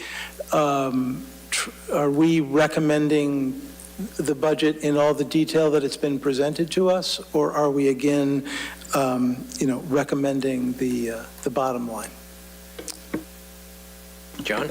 I prefer the interpretation where you're recommending it as presented in the detail that it was presented. I don't know exactly what the legal requirement is, but that's what I would prefer. I think we've had a long time to absorb the information, the detail. I think your budget book was, 180 pages, more or less? And I haven't heard a lot of feedback from any member of the board about any particular items. We did have the opportunity to question it, so I don't have any problem with moving to transmit it as written. I think everybody's had a shot at it. So I would, again, I've got the script here, so I'll make the motion. I move to adopt the town manager's proposed fiscal 2024 municipal budget and transmit it to the Finance Committee. Second. Moved and seconded. Discussion. All right. All in favor of that motion, please say aye. Aye. Opposed? Abstentions? Thank you. Thank you, I appreciate it. Okay, item 11, consider a proposed warrant article for ranked choice voting in local elections. I'll observe that I've been contacted by the proponents of this proposed vote, and I felt that it's something that the board should discuss. I know that it has some support. I'll also observe that, a ranked choice vote was on the ballot and was defeated statewide fairly recently. I'll also observe that there are folks that are separately securing signatures for a citizen's petition. So I think one way or another, it's probably going to end up on the town meeting warrant. So let's hear a presentation. Thank you. My name is Sam Fieldman. I'm from South Acton, and I'm happy to talk to you today about ranked choice voting in the Acton elections. The first question is, why should we consider ranked choice voting? Well, ultimately, it comes down to the values that we have here in Acton. Values like individual freedom and expression, among many others, that really are promoted by ranked choice voting as well. Diversity and fair representation. And there's a longer version of this presentation that you can see at actonrcv.org, as well as on the ActonTV YouTube page that was just published today. I'm going to go through it rather quickly for now, because it's kind of late. So as far as how ranked choice voting actually works, you can see an example of a typical ballot. You simply rank your first choice first, your second choice second, your third choice third, and so on. In this way, it's very simple for candidates to have a ballot that's fully expressive and really shows their full intent. With the current system, where you're only just saying, this is the one candidate that I am voting for, we see a lot of people having voting strategies where they're worried about wasting their vote by voting for their favorite candidate, or doing things like bullet voting, where they're not using the full strength of their ballot to try to swing an election for one candidate or another. Ranked choice voting eliminates a lot of that, all of those issues. And to see an example of how, let's take a look at a hypothetical election where maybe we're voting for 4 different candy bars. My favorite happens to be Reese's Pieces, or Reese's Peanut Butter Cups. I don't particularly like Hershey bars. And, you know, I like M&Ms maybe a little bit more than Kit Kat. Let's see what would happen with my ballot in that scenario. Well, unfortunately, Reese's is not the most popular in this scenario. And, you know, that's okay, because I don't need to feel like I've wasted my vote in voting for Reese's. The first choice gets, the lowest vote getter among the first choice candidates gets elected, and then those of us who voted for that get asked, well, what was your next choice? And then those vote totals get added into M&M's, Kit Kat, and Hershey's, and that way I don't feel like I've wasted my vote. My vote now still counts for my next choice, which is M&M's. M&M still doesn't have a majority vote, so we repeat the process now, where Kit Kat is the lowest vote getter remaining, and we eliminate that. And once we ask those voters who's your next choice, and those votes then get added in to the remaining candidates, we see that M&M's now has about 60% of the vote. I don't have to feel like I've wasted my vote. I don't have to encourage Reese's or Kit Kat not to run, and I'm still happy with the results. And that's really it. And that's why it's used pretty popularly all over the world right now. It's used in federal elections in Australia and New Zealand, as well as major elections in Northern Ireland, Scotland, all over the world, including in the US for statewide elections in Maine, and just recently was adopted with great success in Alaska. And in some way, shape, or form, it's used in about 28 states all over the country, and that includes right here in Massachusetts. Cambridge has had it for 80 years now. East Hampton just adopted it in 2019, and more than a dozen cities and towns around the state are in some form or some step in the process, from local efforts to understudy to currently have home rule petitions submitted before the state. So what are the benefits of ranked choice voting? Well, for one, we get more civil campaigns with ranked choice voting, and that's because people are not just looking to be the candidate who gets the most votes, they're also looking to be the second choice candidate for people who maybe have voted for somebody else. So and we've seen examples of this in the real world, where it eliminates a lot of the mudslinging and other negative campaigning that you get with our current system. Like I pointed out, it prevents spoiler candidates and in general encourages more candidates to run, which increases voter turnout, a greater diversity of first-time candidates, and overall makes sure that our elected officials like you all better reflect the actual electorate of Acton, which is why it's incredibly popular here in Acton. 60% of voters in Acton voted yes on ranked choice voting in the 2020 election. And that was for state and federal as well as local. And that's why this proposal is to bring it to Acton here in 2025, which will give us some time to educate voters and prepare town officials.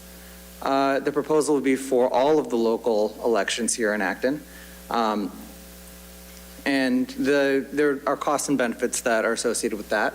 The cost would be an initial investment of about $8,000 and then about $800 a year for an annual license. And with that license, we then get benefits that are not just for the local ranked choice voting. We also get access to software that makes all of our elections less error-prone, including for the state and federal offices. And Acton can design ballots without paying for ballot design from LHS, because Acton can program the cards themselves. So we get additional benefits beyond just the ranked choice voting benefits themselves. So the question is, are we ready to do it? Well, with new more voices in the process, and everything is more positive, we get more active voters. Really, the question becomes, why wouldn't we do it? Thank you. Thank you. Any comments from the board?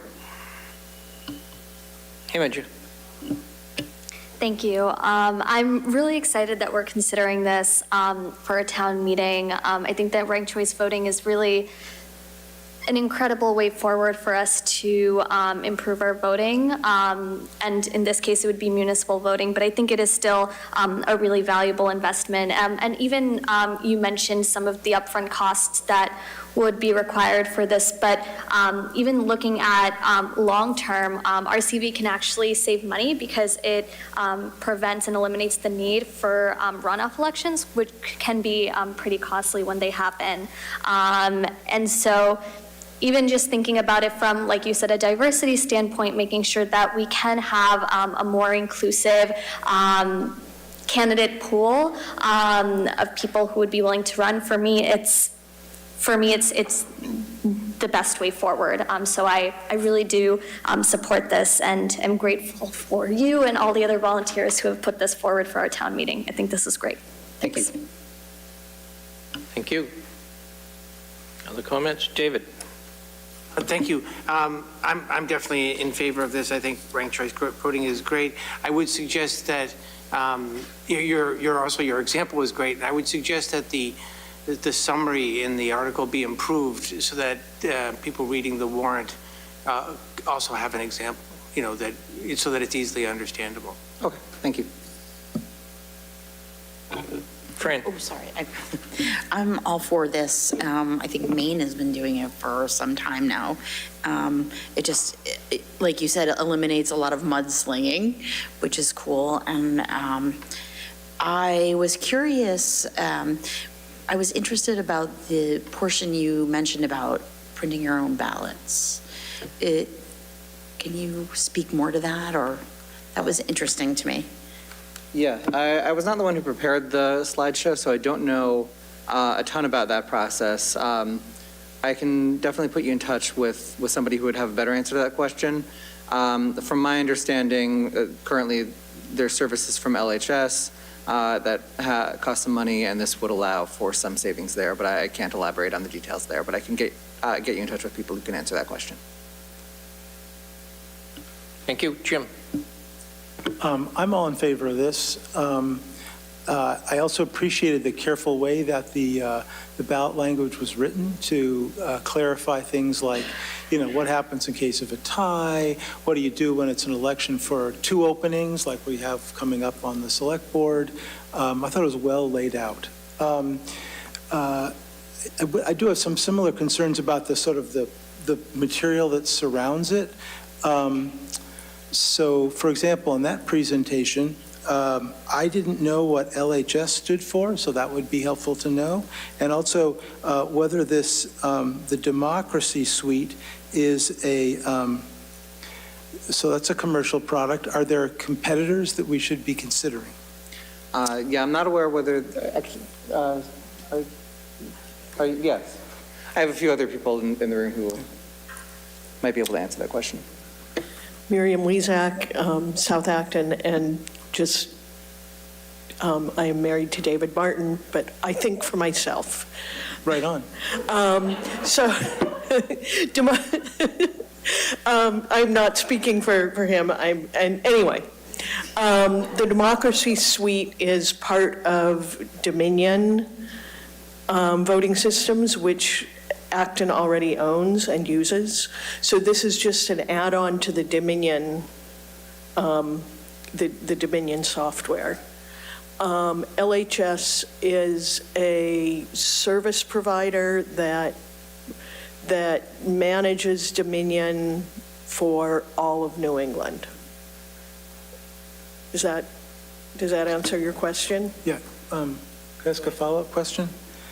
How have your conversations gone with the clerk's office in terms of, the state of their machinery and software and the ability to, easily deal with ranked choice voting? I have not had any of those conversations. Have any of you had those conversations, or is that a question for? Okay.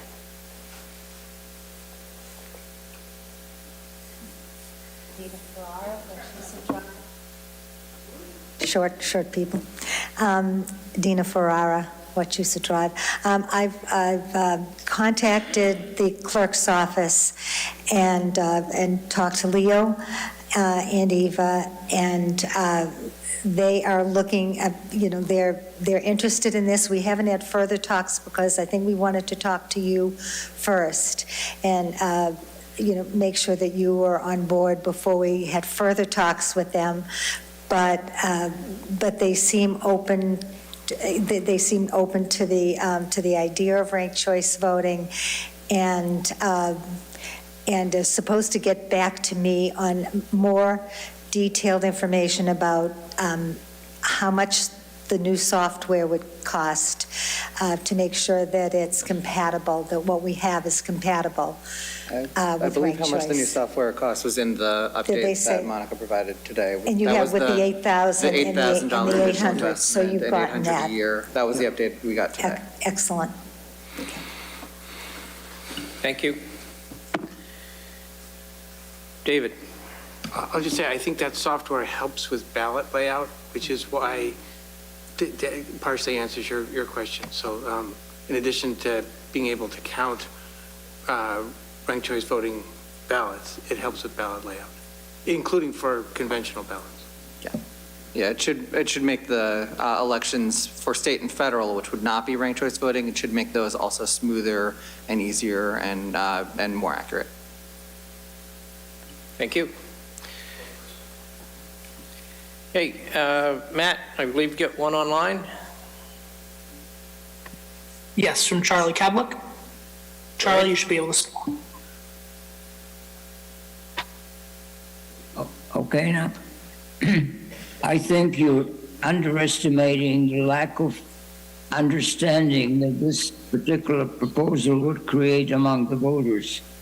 All of you know and understand how the voting system is now done, and understand the difference between what we do now, which is very simple. There is a vote. The person who gets the most votes wins. Simple. This is complicated. This is confusing. I think even at, I don't know what's behind me, but it's not my house. Anyway, I think even town meeting is attended by a few hundred people out of 14,000 or so. I think it would, I'm trying to think of some way of getting a better information about how most people in Acton feel about this. I know there's a vote a couple of years ago, but there was, again, a small portion of the total number of people who can vote. One way to resolve it is to see what town meeting does. But personally, I think it's too confusing.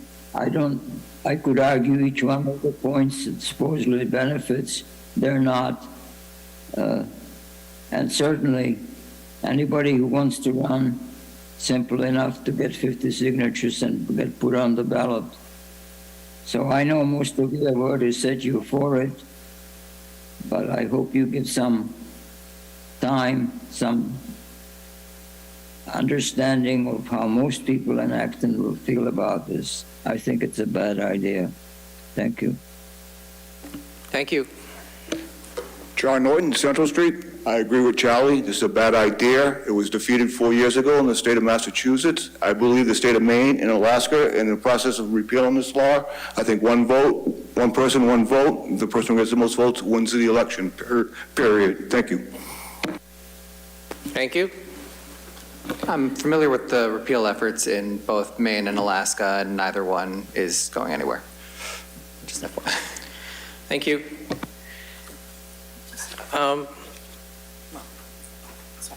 I think my sense is that there's support here on the board to at least, we have been carrying a placeholder for ranked choice voting. I think we can probably, there's sufficient support on the board to actually place it on the town meeting warrant. I'm not prepared to ask for a select board recommendation at this point. Frankly, I'm not sure that I would vote in favor of it, but I think it's a sufficiently intriguing situation that it does deserve some discussion and probably go to town meeting. So if anybody would care to propose a motion to place this on the town meeting warrant. David.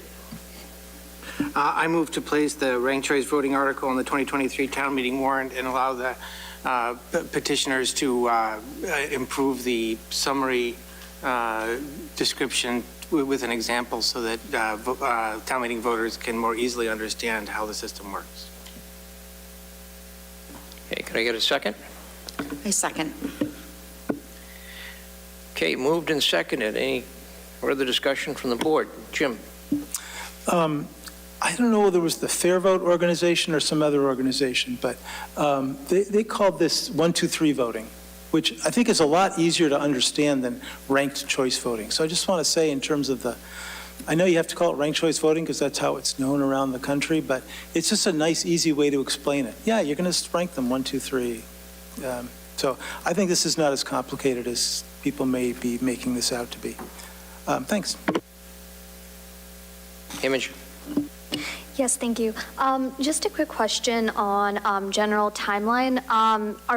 So we have an agenda item, I think it's today, to review warrant article recommendations. Is that when we're making select board recommendations, and would this be considered as one of the articles that we would be going through to see if we recommend it or not?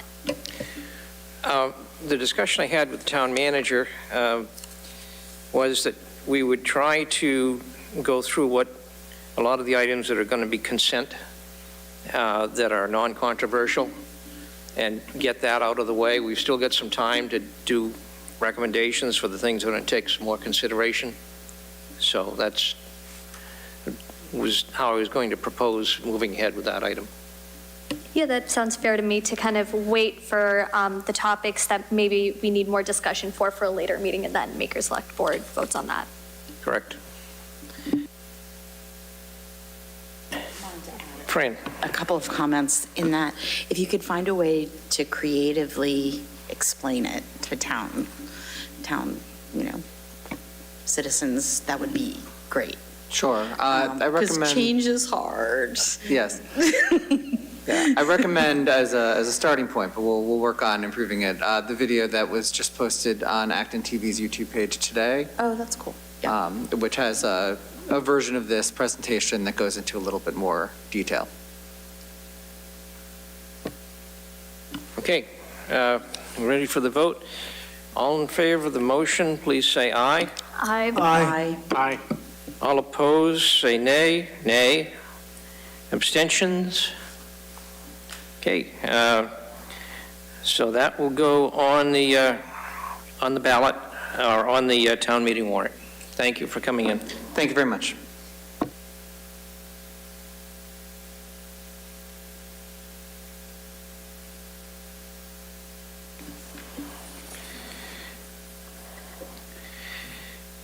Okay, item 12, John. How do you want to proceed on these recommendations? Well, in the warrant that Mark has put together, the items that are green are the ones that are on the, well, most of them at the bottom are the ones that are on the warrant every year and don't often get a lot of controversy. So if there's any that you'd like to pick, maybe the bottom 5 at a minimum, 35 to 40 are ones that I would recommend you start with, and any other ones you want to continue through, you could even take them in one swoop. David? Mr. Chair, last year for the asterisk ones, the consent articles, we did the same process here that we do for town meeting. Last year, I read them and allowed anybody on the board to hold them for further discussion, and then any ones that weren't held, we recommended in one fell swoop. Yeah, I think that makes a lot of sense. I'm going to focus on, because my feeling is that some of the other asterisk ones up top, choose town officers, might take a little bit of discussion.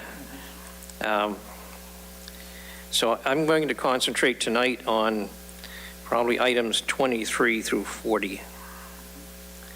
So I will read through those, see if anyone's holding anything. Article 23, amend zoning bylaw, housekeeping corrections. Item 24, amend general bylaws, Chapter K, personnel. Hold. It's held. Item 25, placeholder, committee membership count. Item 26, accept land gift, 28 Maple Street. Can I hold? Am I allowed to hold? Yeah, you can hold. Okay, thank you. Item 27, amend general bylaws, revolving funds. Item 28, revolving funds budgets. Article 29, commuter lot and station maintenance. Article 30, septic disposal enterprise budget. Article 31, transfer station and recycling enterprise budget. Article 32, sewer enterprise budget. Article 33, ambulance enterprise budget. Article 34, transportation enterprise budget. Article 35, authorize easements. 36, highway reimbursements program, Chapter 90. Article 37, insurance proceeds. Article 38, federal and state reimbursement aid. Article 39, performance bonds. Article 40, sale of foreclosed properties. Okay, I'll accept a motion. Excuse me, Mr. Chair, could I belatedly hold Article 25, please? Article 25, okay. So I will accept a motion to place Articles 23 and 27 through 40 inclusive on town meeting warrant. With our recommendation. And that we recommend them. So moved. Second. Oh, yeah, moved second. Moved and seconded. All in favor of the motion, please say aye. Aye. Opposed? Abstentions? Thank you. We'll go to warrant Article 24 for discussion. I just put it on hold because it had no text to it. So that's something that we'll be preparing. The intent of the changes are just to, there's a personnel committee, which I don't know when the last time it met, but it's not reflective of the way this organization operates. So things like that, I'm going to propose that be omitted or deleted.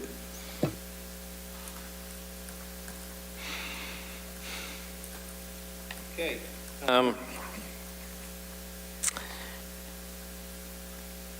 Let's see, Article 25. So, Mr. Chair, I held that one also because there's no text to it. And I think we should only recommend it if we know what it says. Makes sense? I can just advise what it is about.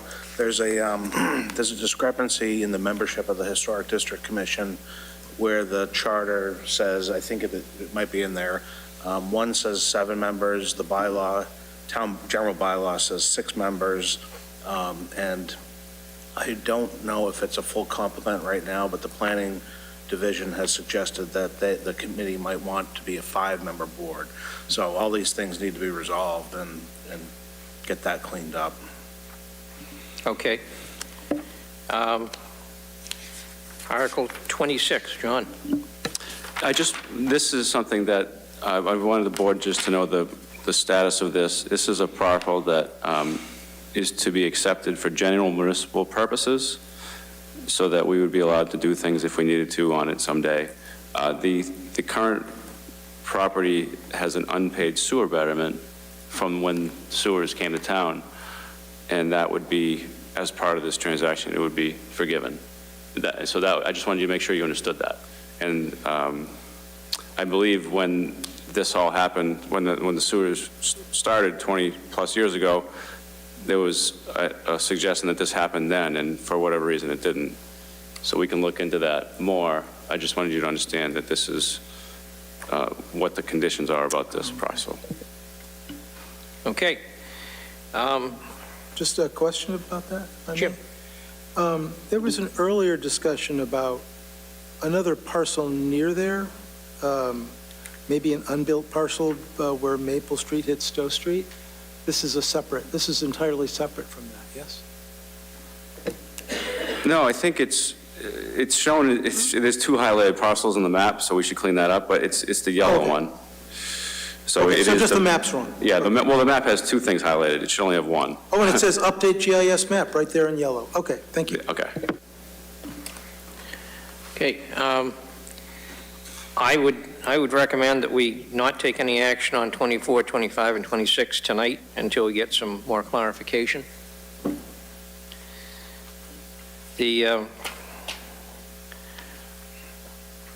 I think jumping up,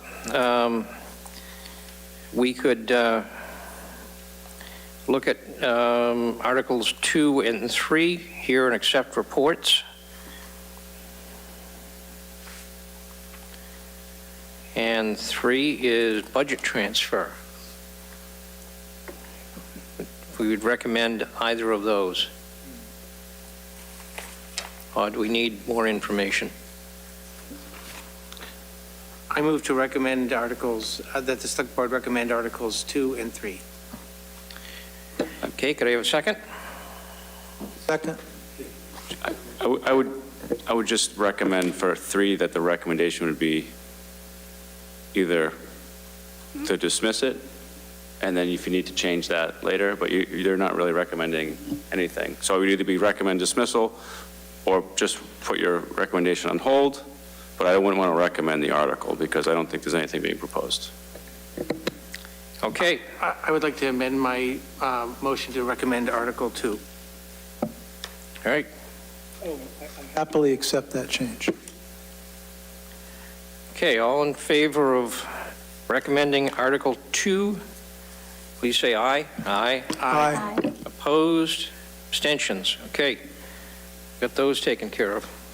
I think that's probably as far as I'd like to go tonight.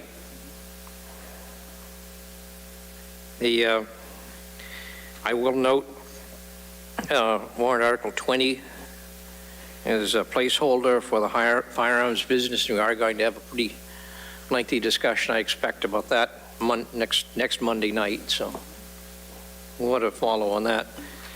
All right. Imogen? Thank you.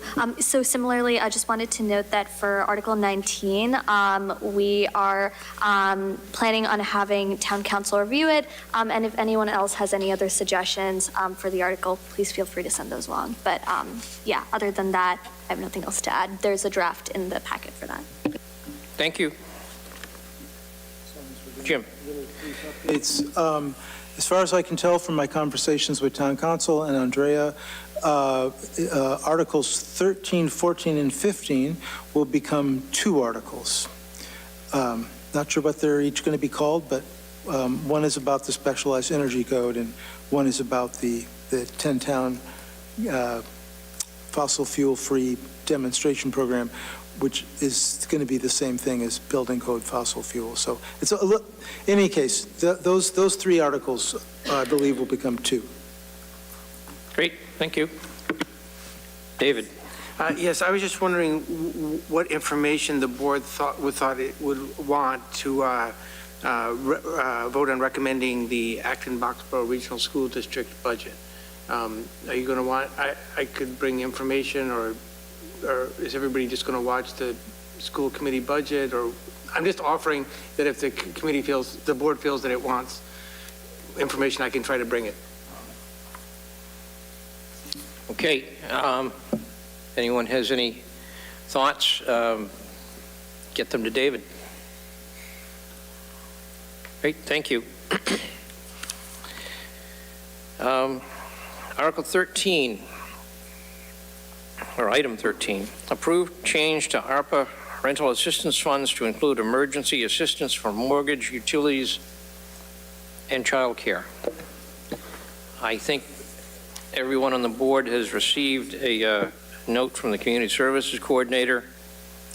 John, would you care to elaborate? Yes, I just wanted to clarify that this is not a new request for ARPA funding. This is just a request to reconsider the scope of what the rental assistance funding that was allocated, what we may use it for. And we believe that doing a more flexible gift program or grant program like this allows us to actually use more of the funding instead of having to use some of it on overhead.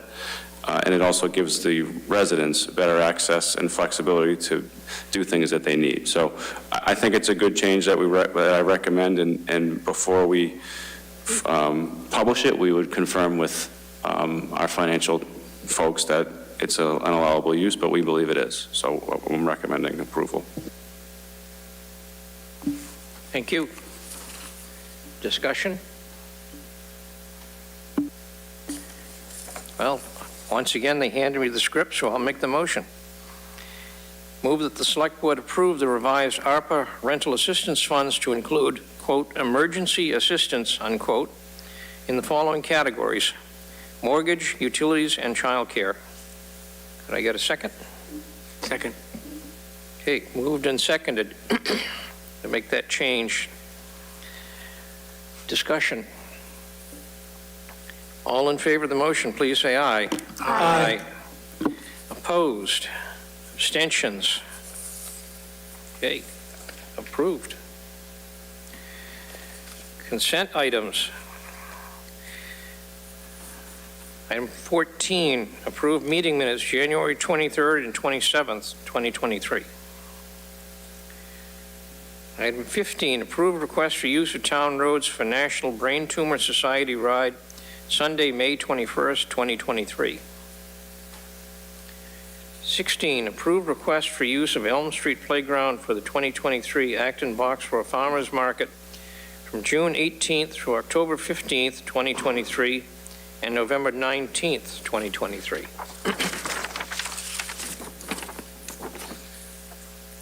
Going to pass over item 17 because we'd already back in December took action on this application. Item 18, accept combined donation totaling $250 from KJ's Cafe and Philo's Great Road towards the Acton Pride Festival. And item 19, accept donation of coffee beverages valued at $75 from Dunkin' Donuts in support of the Town of Acton Employee Appreciation Event on January 6, 2023. I will accept a motion to accept consent items 14 through 16 inclusive, and 18 and 19. So moved. Second. Moved and seconded. All in favor, say aye. Aye. Aye. Opposed? Aye. Abstentions?